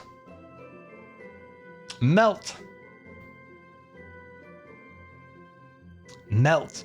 There used to be a guy who did a lot of leaking back in the day. His name was Al Lutz, and he had a forum called Mice Age. And he used to, oh my god, he used to get all of the scoops. All of the scoops, guys. Like, this guy knew everything. He had so many sources in that company. He must have been the bane of Disney's existence, this guy back in the day. And sadly, he passed away. He had, I think he had MS. But he used to Oh my god, that guy was prolific back in the day of leaking all this stuff. He used to hold Disney very accountable in what I call the very, very dark days. Now you bring joy to all of us and bring your magic to us. Thank you for always being a safe space and escape. Red heart emoji. Keep being your magical self. Red heart emoji. That's very nice. I appreciate that very much. I very, very much appreciate that. Very much. Thank you. But yeah, he Al was an interesting guy. Like he leaked. I think the last thing he leaked was Galaxy's Edge. He leaked the code name. So Millennium Falcon's code name was Big Bird, and if I remember right, Rise of the Resistance code name was Alcatraz, which kind of fits. You know, all of those fit in a weird way. They're very good code names. And he leaked the layout and all of that stuff. And I think that was the last thing that he did before he passed away, if I remember right. He also talked about the loss in that article about Galaxy's Edge was supposed to have another attraction. It was supposed to be like a Bantha ride, kind of like you could almost consider it a people mover like vehicle that would have taken you kind of from one side to the other. He died. He had MS. MS is not a nice thing. Or did he have Parkinson's? Shoot, I can't remember. But anyway, he talked about that, and it was actually came down to like Disney World's decision not to go through with that second attraction, which was like, and then obviously like they're trying to build these on both coasts, save costs by building two instead, you know, so that it didn't happen, unfortunately.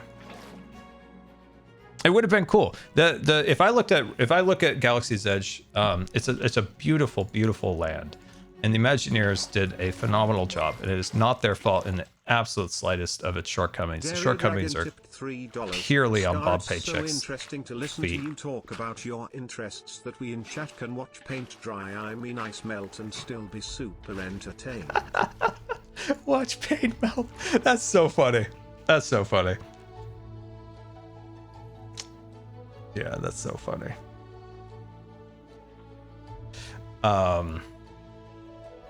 But that's so funny. Yeah, the shortcomings of Galaxy's Edge are purely on Bob Jacobs' feet for what he did to what he did is just so freaking makes me so angry, because Galaxy's Edge was such an incredible land, and the Imagineers did such a phenomenal job, but they just got kneecapped because of the cuts that they did at the last minute to that land. It's so frustrating. The land prior to him would have had like a cool dinner show.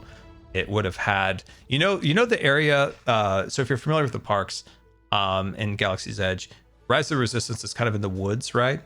And it's super beautiful, like trees and stuff like that. There's a little bit of rock, etc. But the plan then was almost to make it look a little bit like Yavin Base, and have like the Rise of the Resistance area would have gone into like an actual full temple, aka like Indiana Jones a little bit. That would have been so cool, but it got cut. All that stuff got cut, along with the second attraction, the role play stuff, the walk around characters. Not to the Imagineers' fault, not to the fault of anyone else, just that annoying executive that thankfully no longer occupies his chair. At least he no longer occupies it. There was a funny rumor back in the day, like when he first became the parks chairman. By the way, Bob Jacobs responsible for the loss of Tower of Terror at Disneyland too. So I'm just gonna point that out there real quick. Just gonna do a quick point that out. Just wanted to make sure everybody knew that. Boy 1319 cheered X 1500. That was Scarvis is gonna have to take a moment to catch his breath after that one. Obi, thank you so much for the bits. Very much appreciated. Very generous of you. Thank you very much. So yeah, wait, what is gone? Tower of Terror at Disney's California Adventure got replaced with Guardians of the Galaxy. You know, that actually leads me to a question.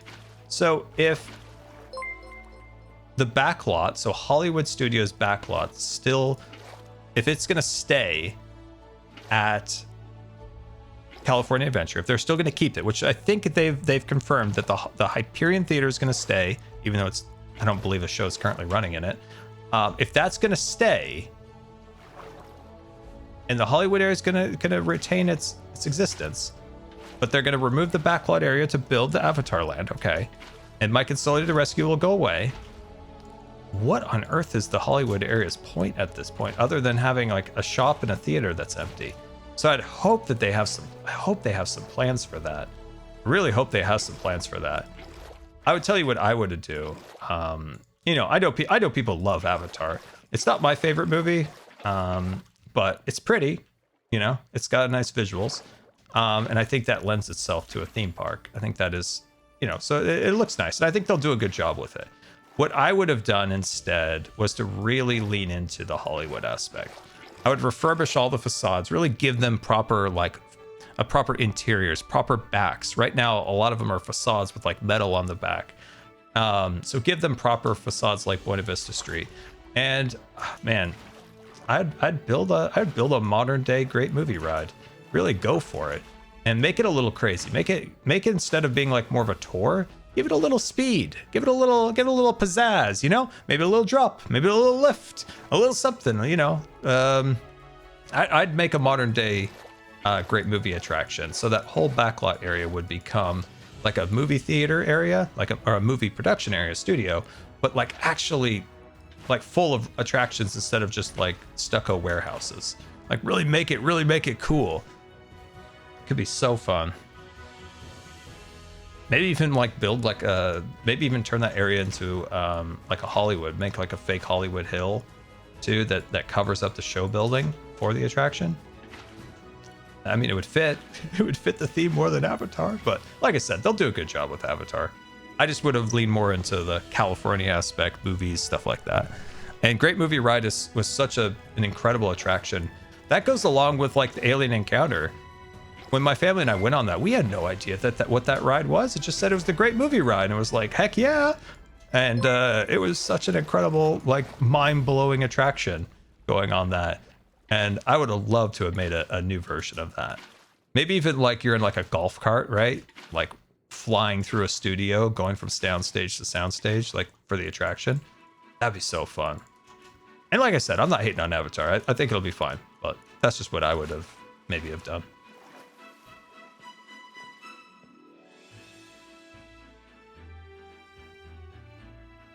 I know someone who worked on opening of the Great Movie Ride. Oh, that's awesome. Great Movie Ride. Man, what a ride. What a ride that was. The animatronic for the witch was so good. And as like a 7 or 8 year old, I thought that was just a person. I'm like, man, they got like actors and everything in here. They got actors and everything. That animatronic was so advanced. I was just blown away by it. The witch from Wizard of Oz. Absolutely incredible. Meanwhile, people not knowing Alien Encounter was why it got reworked. Scar, do you prefer wild dropping rides or tame rides? I'm kind of in the middle when it comes to intensity. I think nowadays I probably couldn't do too many intense rides with my health, sadly. But in the old days, I could do like medium intensity attractions fairly well.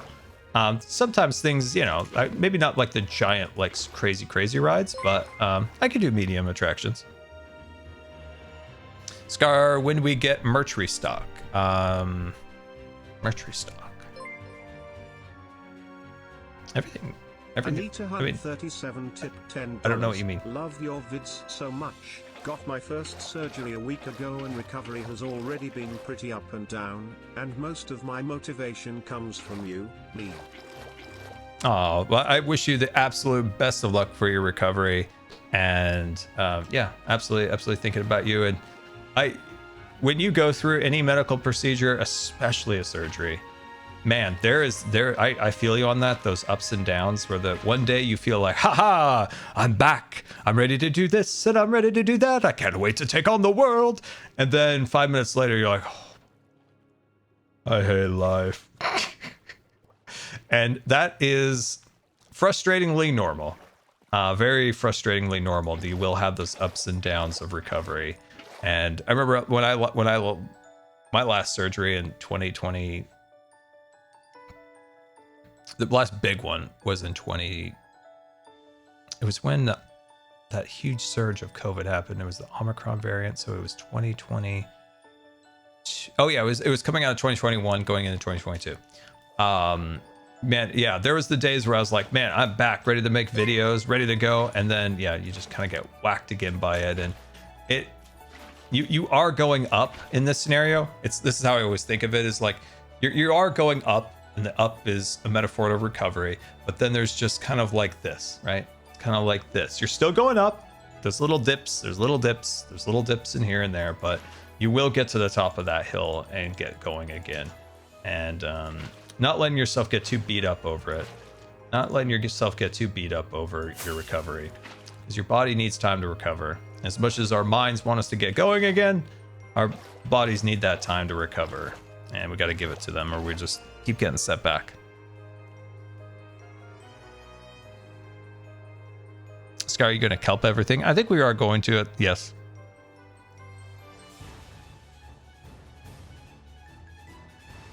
Let's see. It was however many months ago I subscribed. Oh, so you're the wizard hat, and that is 43 months ago, 3-year badge. Let's freaking go. Oh my god. That was so long ago. That was a very that was a difficult time. I remember when we got to the hospital for that surgery. It was such a surreal time because it was like still COVID-y time, and the hospitals were you had to go through like a whole check-in process, and the check-in process was all done by National Guard, so like uniform National Guard military, and it was just such a weird experience. It really felt a bit zombie-like. I just remember how zombie-like that felt going in there, because a lot of the staff they were so understaffed that they needed like the Oregon National Guard to like man a lot of like the checking in and just a lot of like tasks around there. It just felt like a zombie movie. The National Guard people couldn't have been any more nice, but the whole idea of it just felt so Walking Dead like going in there. Guys, look at how cool that looks. Let's fly up and see what it looks like from above. Oh, that looks good. Oh, that looks good. But I'm also regretting something immediately.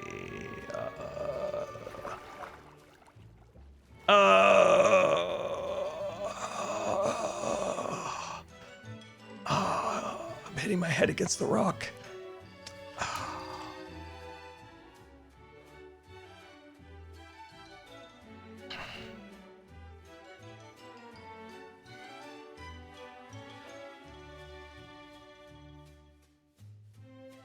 It really needed the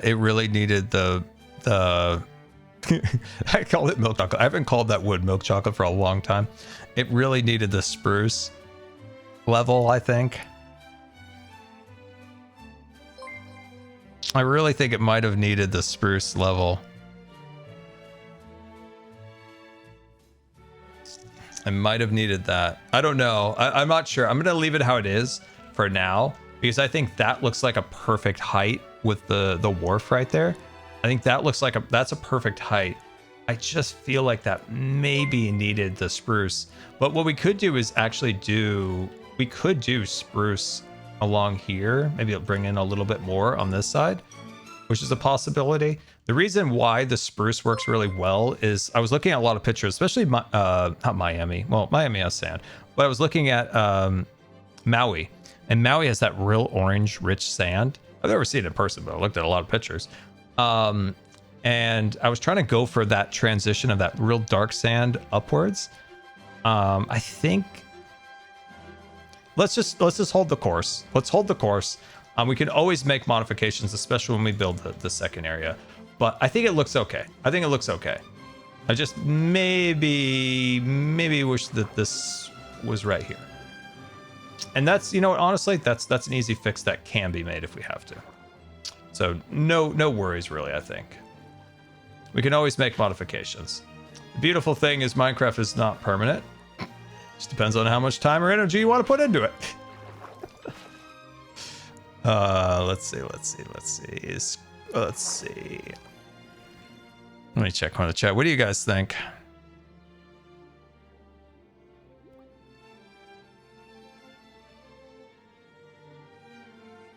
See, originally, what's hilarious is that I dyslexiaed the whole thing up, and I put the darker wood when I was testing this out. I had all the darker like colors up here, and it got like lighter as it went down.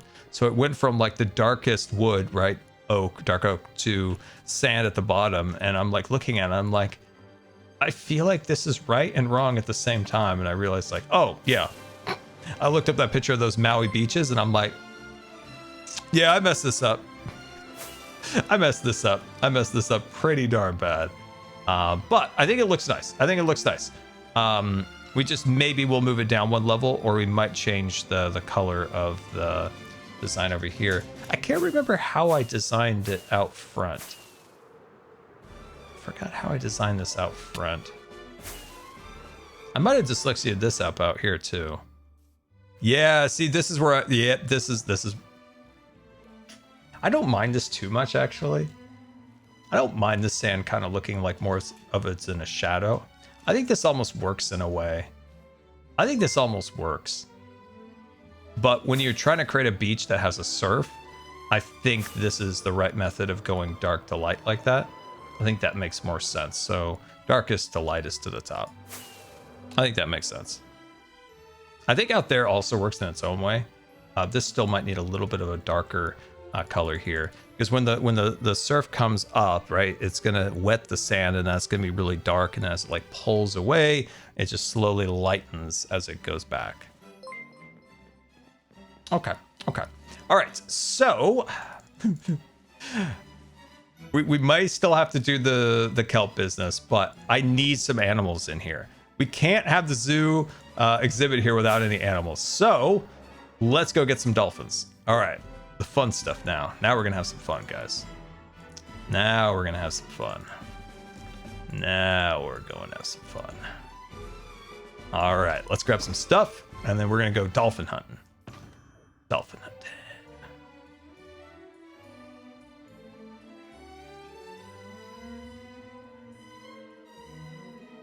Where's my zookeeper box? Shoot. Where's my zookeeper box? Oh dear. I have a box full of scaffolding and leads, and I don't know where it is, but I'm gonna take this for now. I'll take this. I don't know where the box went. Scar, you put your arrows away? I'm not going to hurt a dolphin. I would never. I would never. The burgers are low in stock? No, those are hefty and full inventory of hamburgers. Oh, we gotta do the armor stands in there, by the way. All right, keep a weather eye open. We're hunting dolphin. Come here, dolphin. Where are you? Oh, well, hello there. Keep a weather eye open. Keep a weather eye open. Got a lot of ocean. Not a lot of dolphin. Oh, dolphins. It's Uncle Scar. They're hiding. Come here, dolphin. Oh, guys, I've been riding the off-road wheelchair. I finally got it fixed. I had quite a bit of damage on the back. I'm a bit of a rough rider sometimes out on those big trails, and the stabilizer that keeps the seat stable broke, and we had like a temporary fix on it for all of last year because we really struggled to find a bike shop that would fix it. A lot of bike shops would be like, oh yeah, totally, those are all bike parts, we can fix that. And then they got like the ever so whiff that it was like a wheelchair. And they're like, no, we can't, we won't. No, nope, no touchy nutchy. So it took so long to find somebody to actually be willing to work on it. And we took it to the first bike shop, and they were able to fix all the all of the brakes and everything, but they realized the fix was a little bit more than they could handle, but they were super nice. And then we got a tip that there was a welding man, a man with a welding machine and a passion of aluminum. So we found this guy who fixes aluminum boats, like all the big fishing boats for the Columbia River. And this guy's like, oh, for sure, like I'll fix that. And so yeah, he welded it all up, got the whole back stabilizer all fixed up, and he's like, I want to do some more. So we might take it back to him and add some more like customized things on it, which could be really cool. I'm excited about that. Oh wow, we got that dolphin the first try. No, I spoke too soon. I spoke too soon. Oh no. I don't know where the dolphin went. There you are. Good, you survived. Oh, I figured you wouldn't died of falling in the water, but oh, there you are. So yeah, I've gone on it now twice. Very, very, very fun to get back on the old off-road wheelchair. And it's nice to have brakes that work, so when I push down the brake, man, you get back here. It's like chasing Finny. Scar, today is the anniversary of my son's death and just wanted to thank you for all you do. As a fellow disabled person, Fibro, you're an inspiration. I'm so sorry to hear about that, my friend. I'm so sorry to hear about that. Yeah, all the love and best to you, and I think everybody in the chat is thinking about you, and I think everybody in the chat could put some hearts and a nice message in for sure. It's not an easy day, so yeah, put a nice message in the chat, and yeah, all the best and love to you, my friend. Coming in for a landing. We're coming in for a landing, and our first creature has entered the lagoon. Oh, look at this, bud. Look at this. Look at this. Your new home. Oh, you'll love it for the next week. Forever, of course. Oh, guys, look. I love Minecraft. So fun. Create cool things and then see it come to fruition. Oh, it looks nice with the little dolphin down there fishing. Or not fishing. He's not fishing. That'd be like cannibalism. No, doing his fishing things. Not fishing. It's straight up cannibal dolphin. Ralisar cheered X300. Have to name them or they'll despawn. No? Oh yeah, you're right. Oh my god. Yeah. I'm just so excited that I realized. Yeah, we'll have to name that. Where is my box full of zookeeping equipment? Ah, here it is. I don't know why I missed it the first time. There we are. Oh, we got 1 XP, guys. This is gonna go well. Okay, let's figure out what we're gonna name this. What are we gonna name this, guys? What are we gonna name it? Name it Beef? Okay, that's actually kind of funny. It's kind of funny. I'm gonna name that Beef. Well, maybe not full caps. Maybe not brew. Maybe just Beef. Why can't I just type like a normal person for once? I love that. I don't know why this is just funny to me. It's the first comment I saw. It was very funny. Oh, I don't know why we would name you Beef, my bud. But we did. Oh, I love it. Oh, I love it. Anyway, we gotta get more. We've got to get more. We've got to get more. Cruising we are. Cruising, cruising. All right, so I didn't do the poll on Twitter. I forgot. But mods, if we could get a quick poll going. All right, pull out your fingers. Attach them. Prepare to click. I need your help. When you look at sweatshirts, do you prefer a zip-up hoodie, a crew neck, or a hoodie? So hoodie, obviously with the hood and the strings. A crew neck is just the material, no hood, no like kangaroo pocket or whatever. or a zip up hoodie, which is the zip up, obviously. So I need a poll, and I need to know, do you prefer, which one of those do you prefer? Which one? Very, very interested in your response. So if we could get a poll, that would be super delightful. Be very super delightful. Don't break, don't break, don't break, don't break. Okay, we're good, we're good, we're good.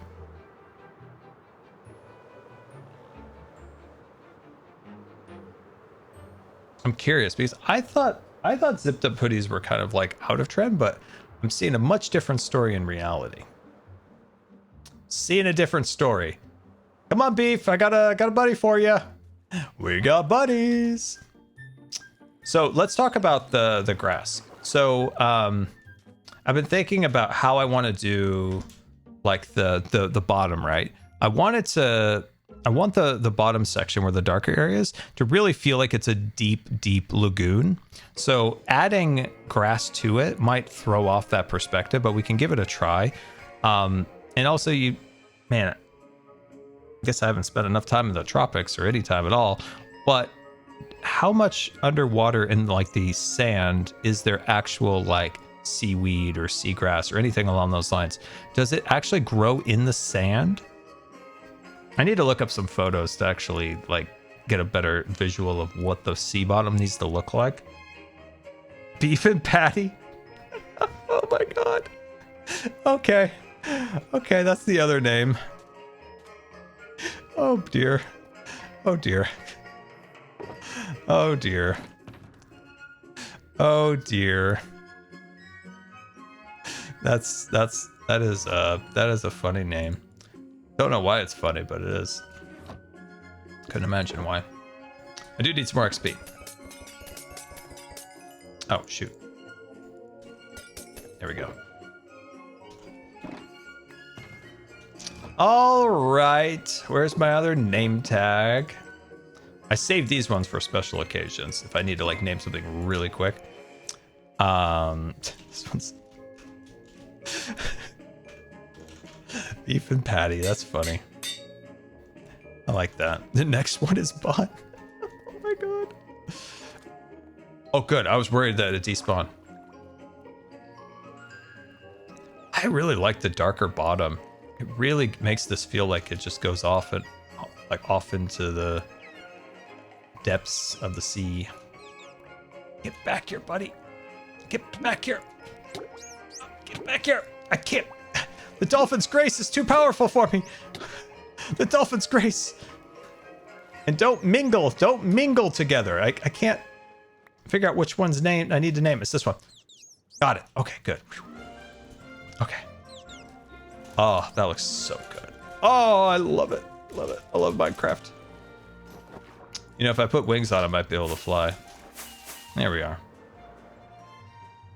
Oh, that looks cool. With the very deep dark black of the bottom of the exhibit. The light of the you may want to consider a chunk loader under the aquarium so the dolphins AI doesn't drown them.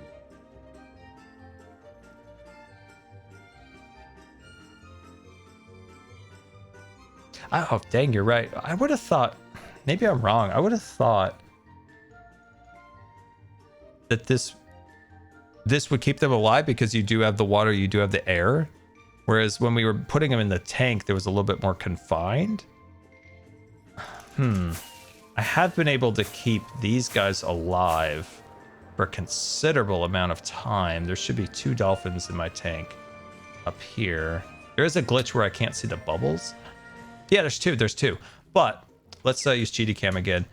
Sadly, I don't know if there's a render glitch of some kind. I'm not sure what's going on, but you can't see the bubbles through the glass at the moment.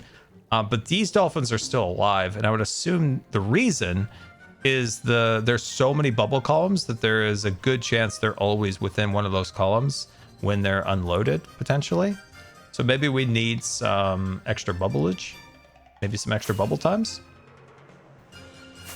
Should be, it's probably the bubbles that's keeping them alive because they've been alive now the longest. So they've been alive probably for a couple months at this point. Probably about a couple months, I would say. All right, let's experiment with those two. See how long they last, and then well, yeah, we'll see. We'll see. I need a turtle.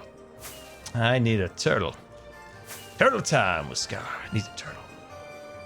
Now we need some turtles. Keep a weather eye open. Keep a weather eye open, mates.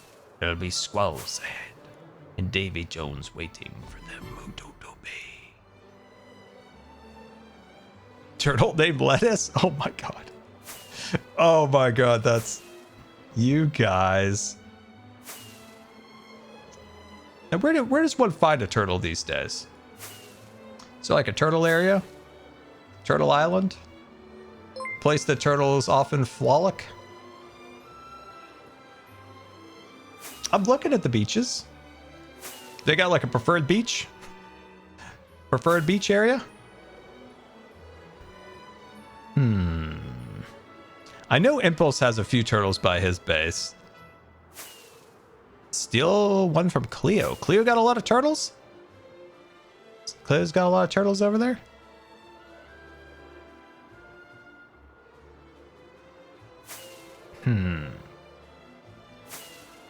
Do turtles need to be named? Will they despawn?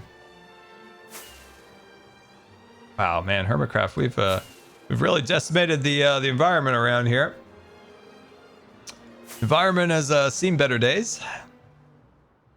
Ooh, I'm gonna come back and take the rest of that orange sand, that's for sure. Wow. You know, you guys could just go to my shop and buy the sand, you know. Oh, I thought I saw a turtle. Papa K and Cleo have a lot. Really? Ooh. Wonder if anybody would miss having one of these flowers just go missing.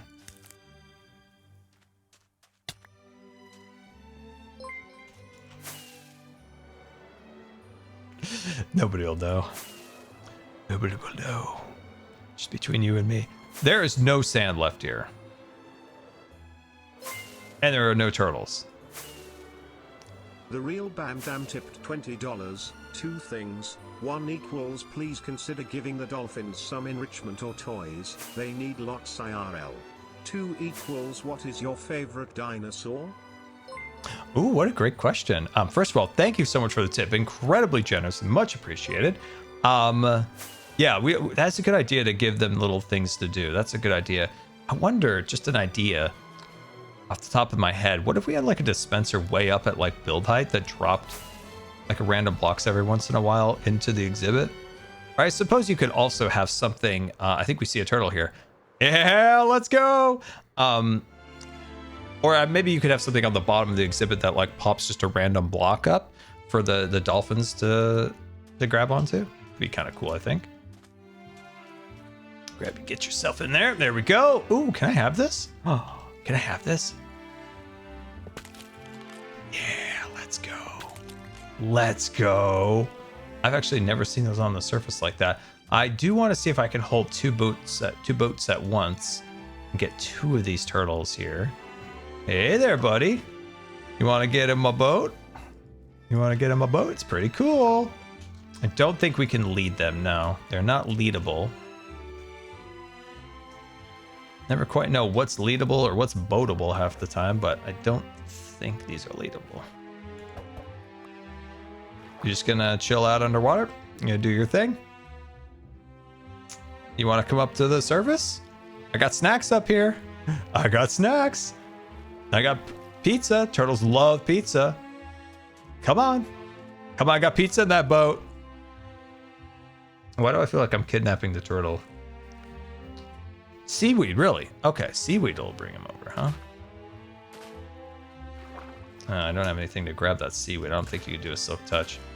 Here's the other thing that I'm so confused about with Minecraft.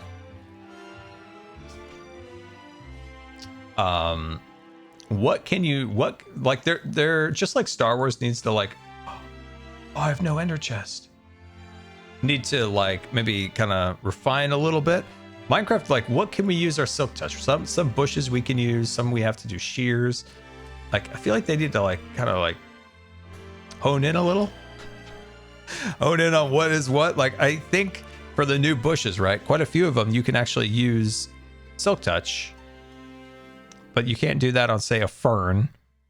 I think they should just go with shears for all of it and not the pickaxe. It doesn't, in my opinion, it doesn't make sense to just whack something with a pickaxe.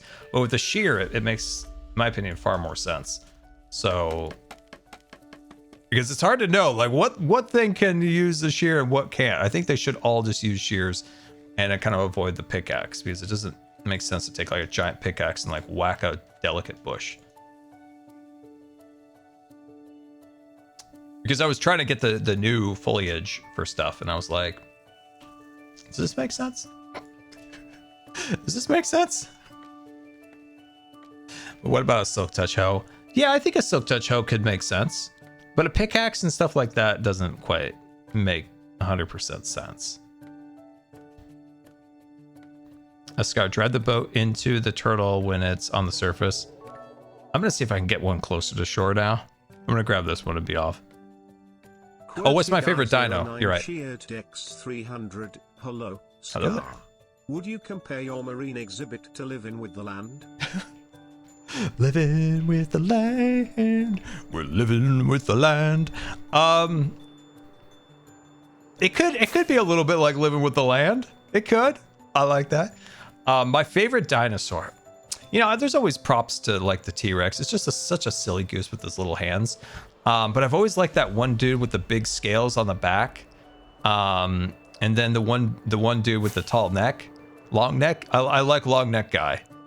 That's a big one. I love long neck one. You know that one with the long neck? That's a good one. That's a good one. I'd probably say big long neck guy. X300. Long neck guys. He's classy. He keeps it classy. And it had such a good scene in Jurassic Park. Yeah, look at our little turtle back there. He's chilling back there. He's having fun. Brontosaurus. Is the tall neck one Brontosaurus? I think I like could never remember that when I was in school, and I'm just like, I'm gonna call it Nexaurus. It's got a long neck. Big Nexaurus or something. Like, I can't remember what that thing's name is. I'm gonna name it something that makes sense. Big Nexaurus.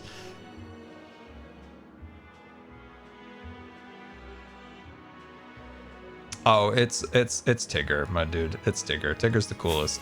He's the coolest guy. He's the coolest dude. He's the cool guy. The cool guy of the week.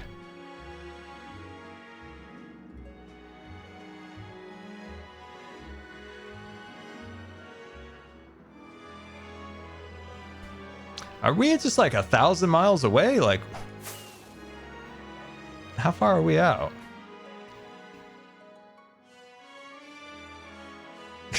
Cool Scar is cool guy of the week. Man, we should have we should have another appearance of Cool Scar.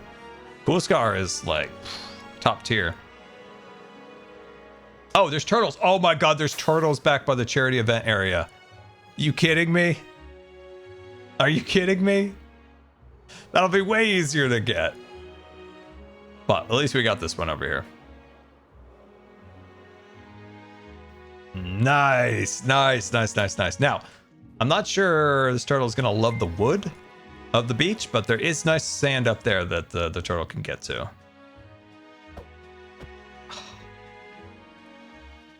Now we're pod racing.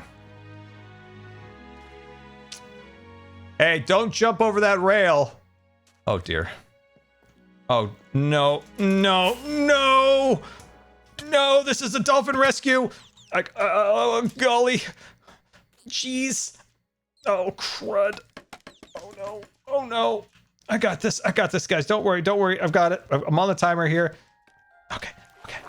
Oh, jeez. Oh, boy. Nope. Nope. Nope. Come on, Patty. Come on, Patty. I believe in you. Oh, jeez. Stupid scaffolding. No. No, scaffolding. I need to go high. Scaffolding, make me high. No. Oh, shoot. Okay. Okay. Okay. Here we go. Here we go. Here we go. Just need to get over the lid. We saved a dolphin's life today. We saved a dolphin's life. The dolphin's life was saved. Okay, that is going to be an actual problem if we do Guardians in the exhibit next door.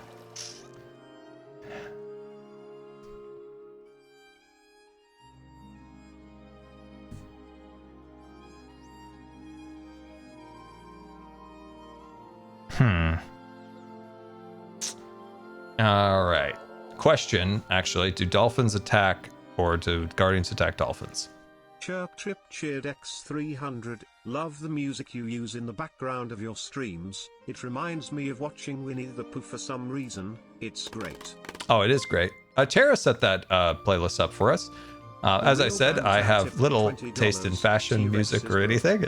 Plate back guy is Stegosaurus and they had armored throats. Tall neck might be Brachiosaurus, and they laid up to 40 eggs per nest. Oh, wow. I just missed the darker color.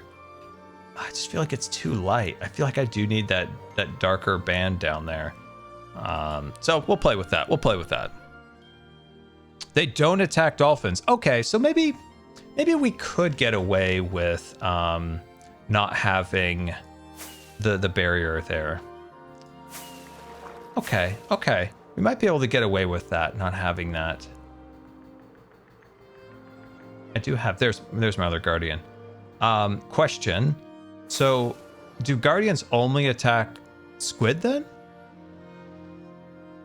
Ascalotls. Oh, those sneaky little ascalotls. I think we'll set the ascalotls up into their own like dedicated exhibit off to the side. Maybe keep the lagoon dedicated just to like turtles, fish, guardians. So maybe we'll have the ascalotls in a different section. Okay, so they do attack fish.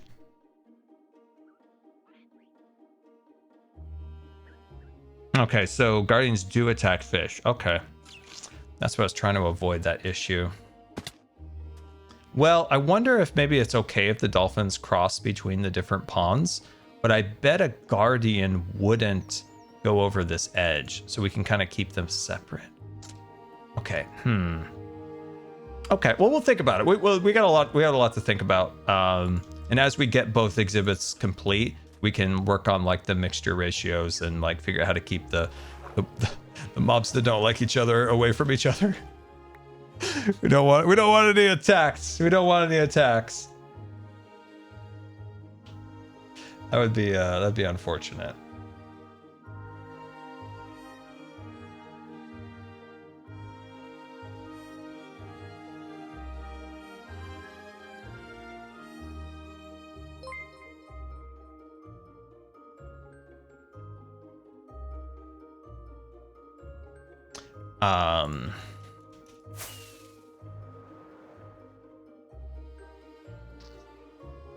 Yeah, that's okay.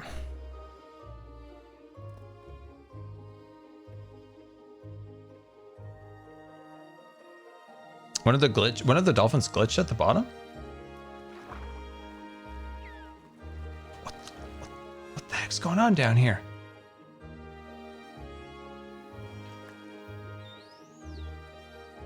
Died. Oh my gosh, that's so sad. Okay, all right. Well, trial and error. We'll learn from our mistakes. We'll learn from our mistakes. There was the turtles over here, so we'll swoop them up and swoop them up. I think they were chilling right around the corner. There we are. There we are. I want a couple of these guys. Make the water feel lively. Come on, yeah, hop in there, bud. Okay, now I'm just getting dizzy. Ziggy_4800 cheered X500. Dolphins will kill / attack guardians. Also, the zoo's never dog should be why the tree is on fire. I like that. I like that. Okay, man. All right. So, all right. It's really unfortunate that the guardians will attack fish. I was hoping to mix them up a little. It's really unfortunate because we still have to have that barrier of some kind. I'm trying to figure out how to have fish and can't people just get along? Can't the fish just get along? Well, we'll figure it out. I hope that one block is enough. Are you serious? Dude, you're so close. You were so close to the water. You almost made it. Come on. You're so close. Now, I do know that for sure these creatures might walk themselves out of the exhibit. So like I know that these guys might walk themselves out and get around, you know, walk in other areas, but I think that's okay. I thought about doing a barrier, like some kind of like barrier here, but I don't know. It looks so ugly if I had like a barrier in this location along here. So I'm gonna hope for the best and just kind of maintain the fish as best I can. There's sand this way, guys. If you need sand time, we got sand up here. You don't have to stand on the dead coral. I got beautiful fluffy sand right here. Right here. This is a great spot to lay in the sand. I try my best.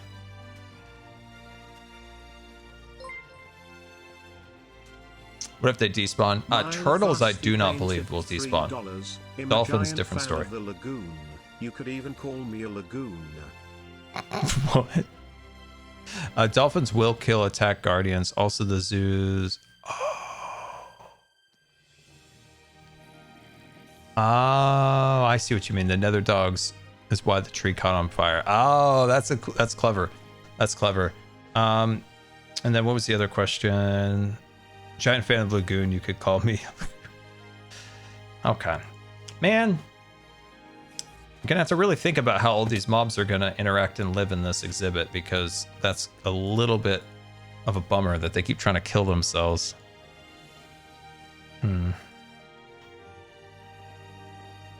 But at least it looks better. I just wish they wouldn't all try to kill themselves. Maybe we could get a couple. Let's get a couple fish in the water. I think that'll also look nice. And I could put these eggs in the grass here. Yeah, there we go. Let's get a couple fish swimming in there too, and we'll figure it out. We'll make it all look good. Let's see. Scar, check the chat. I'm focusing on the stream and you guys today, guys. I did the world tour and all that stuff yesterday, which was fun. But today we're working on the exhibit, having fun together.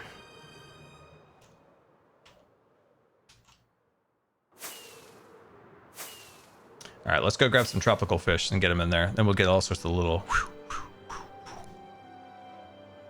The eggs will never hatch. They look kind of cool.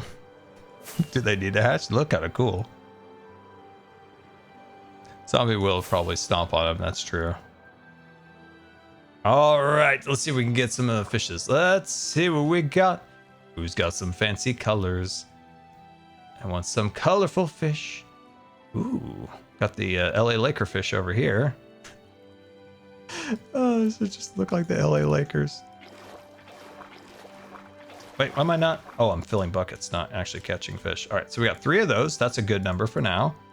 Let's mix it up. Ooh, you look nice. Grab that guy. Ooh, these ones are cool too. These ones are really cool. It's like cousin of Nemo. There we are. Let's maybe grab one. Let's go. Yeah, that's good on that one. So we got some of those. And let's see.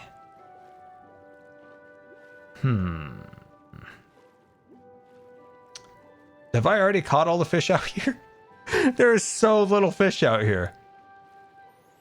Come here, fish, fish, fish, fish, fish. Come here, fish, fishy, fishy, fish, fish, fish, fish.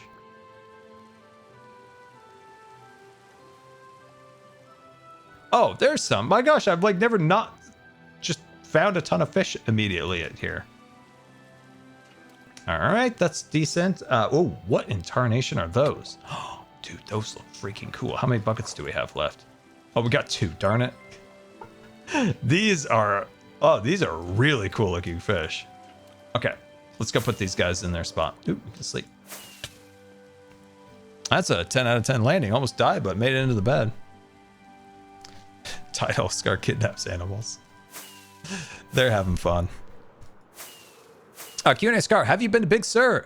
I just came back from Big Sur. Yes, I grew up not super close to there, but kind of in the vicinity, you know. It's a day drive, you know, back and forth around. Yeah, no, I love Big Sur. I love that whole area. The California coast along there is one of my absolute favorite places in the world. It's so beautiful and pretty and amazing. All the little towns around there are so nice and pretty. It's so much of a shame how expensive California is. Can't live there anymore. Priced out of my own state. But yeah, no, I love that over there. It's just such a beautiful place. Oh gosh, I didn't see you, Dolphin. I was panicking there for a minute. I was panicking.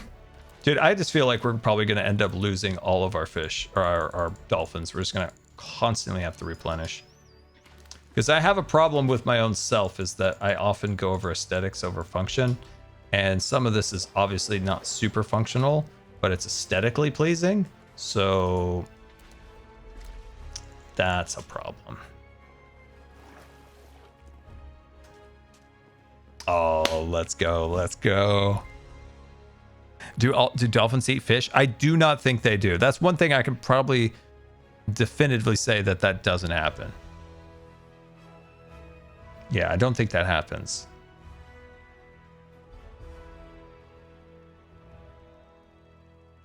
The fish don't despawn as long as you put them in a bucket and take them out of a bucket. There's almost like a name tag process of like bucketing a fish, having the fish in the bucket and letting the fish go out of the bucket. That basically names them.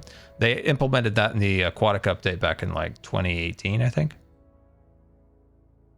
It's literally like name tagging an animal, like bucket named. Even though you didn't actually name it, it does keep it from despawning.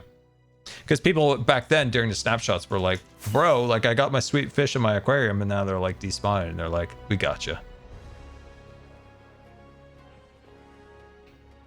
This looks good. This looks good. You know, got a couple issues. I got a couple mobs not cooperating. Where's the dolphin? Dude, you're gonna die. Man, you gotta get the air. Dude, I need you to get some air. Patty, I need you to get up there. Come on, get some air. Quickly. Breathe with me. Staying alive. Ooh. Staying alive. Okay, we're good, guys. We're good. Patty got some air. I was panicking there for a minute. I was panicking. I'm just apprehensive to put bubbles and a lot of stuff under there because I love like the dark lagoony bottom. But we'll have to do some trial and error, see how these fellas like stay alive or not. Don't do what Beef did, Patty. I can't allow that. Don't even think about it, you rascal. But at least we got some like massive progress done on this area. That makes me super happy. And yeah, what a fun time. And remember, guys, we've got the merch, the Scarverse merchandise, and someone, we don't know who, but someone just got themselves a mug looking super fancy. And then if we just pull that up one more time, I want to ask you guys something. So, of course, we got the Scarverse merch. We have the sticker sheet across here. Do we want, because this is what people have asked, and I'm not sure. Let me get your thought here. Do we want dedicated stickers for the specific hat? So, like, just a sticker for a specific hat? Like, say you wanted a big swaggin' hat or something like that. Is that of interest? I know some people are like, I really want this specific hat. But, you know, either way, let me know on the feedback in the Discord. But yeah, thank you so much for the support on this. I can't wait to have this. Oh, I can't wait for this to come. I'm so excited. For the desk mat to arrive. Oh, I can't wait to have that. Oh, it's gonna be so cool. I forgot what one my dad wanted. I need to order one for my dad. Which shirt did he ask for? I forgot. I need to place my order for that. But anyway, if you guys are interested, check it out. We've got the kitties, we've got desk mats, we got the stickers of all the Scarverse hats that I've worn over time. And of course, we even got buttons down here. That's such a fun request. I don't know why I just never thought of buttons. But people are like, dude, I love putting buttons on my like jacket or my bag or something like that. Because stickers are fun if you're going to put that on something like, you know, a hard solid surface. But if you want to put something on like a fabric, you know, you got that option too. So you have two different options you can choose from. So yeah, thank you so much for the support on this. It's very, very much appreciated. And yeah, thank you guys so much. A kitten button. I do believe there is a kitten button, my friend, and it is right there. Yeah, look at him. Oh, and then somebody will ask, by the way, which one is which? That at the bottom with the Hawkeye glasses, that's old KDB. And then Mr. Finnegan is up there flying because he flew off the refrigerator yesterday. That's so dangerous, but he's so bold. Scar. Scar. I hear Zoo? words. I hear Zoo? words from the afterlife. It's Zoo. Hello, friends. Oh, you're up in the tree. I am up in the tree. I am up in the I missed tree. you. Ooh, nice fire. But you can take a look down there, fellas. We got fishes, we got dolphins and turtles now. So we have 3 exhibits with animals now, which is a plus. Look at them down there. Look at them, they're having a great Oh, time. I see. And fishies. Yeah, that's very alive now. And now keep an eye on the dolphin because the other dolphins met its demise. And The Cub, swimming dolphin bug. take Still a not look at you got some zombies there looking at you from behind the barrier. I see him. Yeah. Mm-hmm. One with a cheeseburger. Yep. Dolphin cheeseburger. They're hanging out down With there. a bit of grass. But all right, guys, I'm wrapping up over here. But I'll show you around just a minute. Yay. Sure thing. Sure. All right. Well, I've streamed 3 hours. I'm kind of wiped. But never forget beef. No, we'll make a memorial to beef 100%. Poor fella. We'll never forget. And Ollie just purchased the stickers. Let's go. Let's see. Brian just purchased a sweatshirt. Let's go. Very, very much appreciated, guys. Very much. And someone, we'll never know who, but an anonymous someone bought themselves a Scar shirt. And Pastor Rog, got stickers. And someone will never know who got the jelly mug. Let's see. Beef got what he deserved. Oh, poor Beef. He did jump over that edge. He did. Aster, thank you for the shirt. And TY, thank you for buying the stickers. Much appreciated. Very, very much appreciated. Amber got herself a kitty a kitty t-shirt. A kitten t-shirt. And Ashark just got the sticker sheet. Let's go. When you guys do get your items, if you feel comfortable, like take a picture of them. You don't need to, like, if you don't feel comfortable, like showing, face, or if you do, whatever. Just, I love seeing people, even if they just take a picture of the merch, whatever. Like, it's just fun to see it in the world and people enjoying it. JLo have got themselves the stickers. Let's go. The jelly, oh man, I keep calling them jelly. I've really missed jelly lately. It's just been on my mind. It's just been on my mind. So like I say jelly a lot lately. It's so frustrating. But yeah, guys, thank you so much for the support on all of the stickers and everything. It is very, very much appreciated. And then I think I mentioned this last stream, and I think there's a mention of it on the description of the sweatshirts. Check the sizing guide. And consider ordering a size up on it a little bit. They can run a little bit small. I've noticed that with mine. So I put that in the description, and I mentioned that yesterday. And so just check that on there. Ellie Bell, thank you for getting the mug. Let's freaking go with the hats. Let's see. Winter One C, thank you so much for purchasing the kitten mug. Oh, much appreciated. Oh, this is awesome. Oh, I'm so happy when people are excited about the stuff. And Red Turtles, thank you. And Cheese 9788, thank you for purchasing the kitty shirt. And JL purchased the stickers. Oh, I love it. The merch is good. Oh, it's I've worked with other artists. It's always nice. They're nice and whatever. But it's something special to work with like artists from the Hermitcraft community. And it's just so much more fun, like to really like dive into all the details. It's nice because obviously like Hoffman and Cocobats and everybody knows the community and knows the stuff so well that it's so easy for them to like pull and create and do all that stuff. So it's so fun to put it together, but especially fun when you have like artists from the community. And someone will never know who bought the stickers. And then Lois World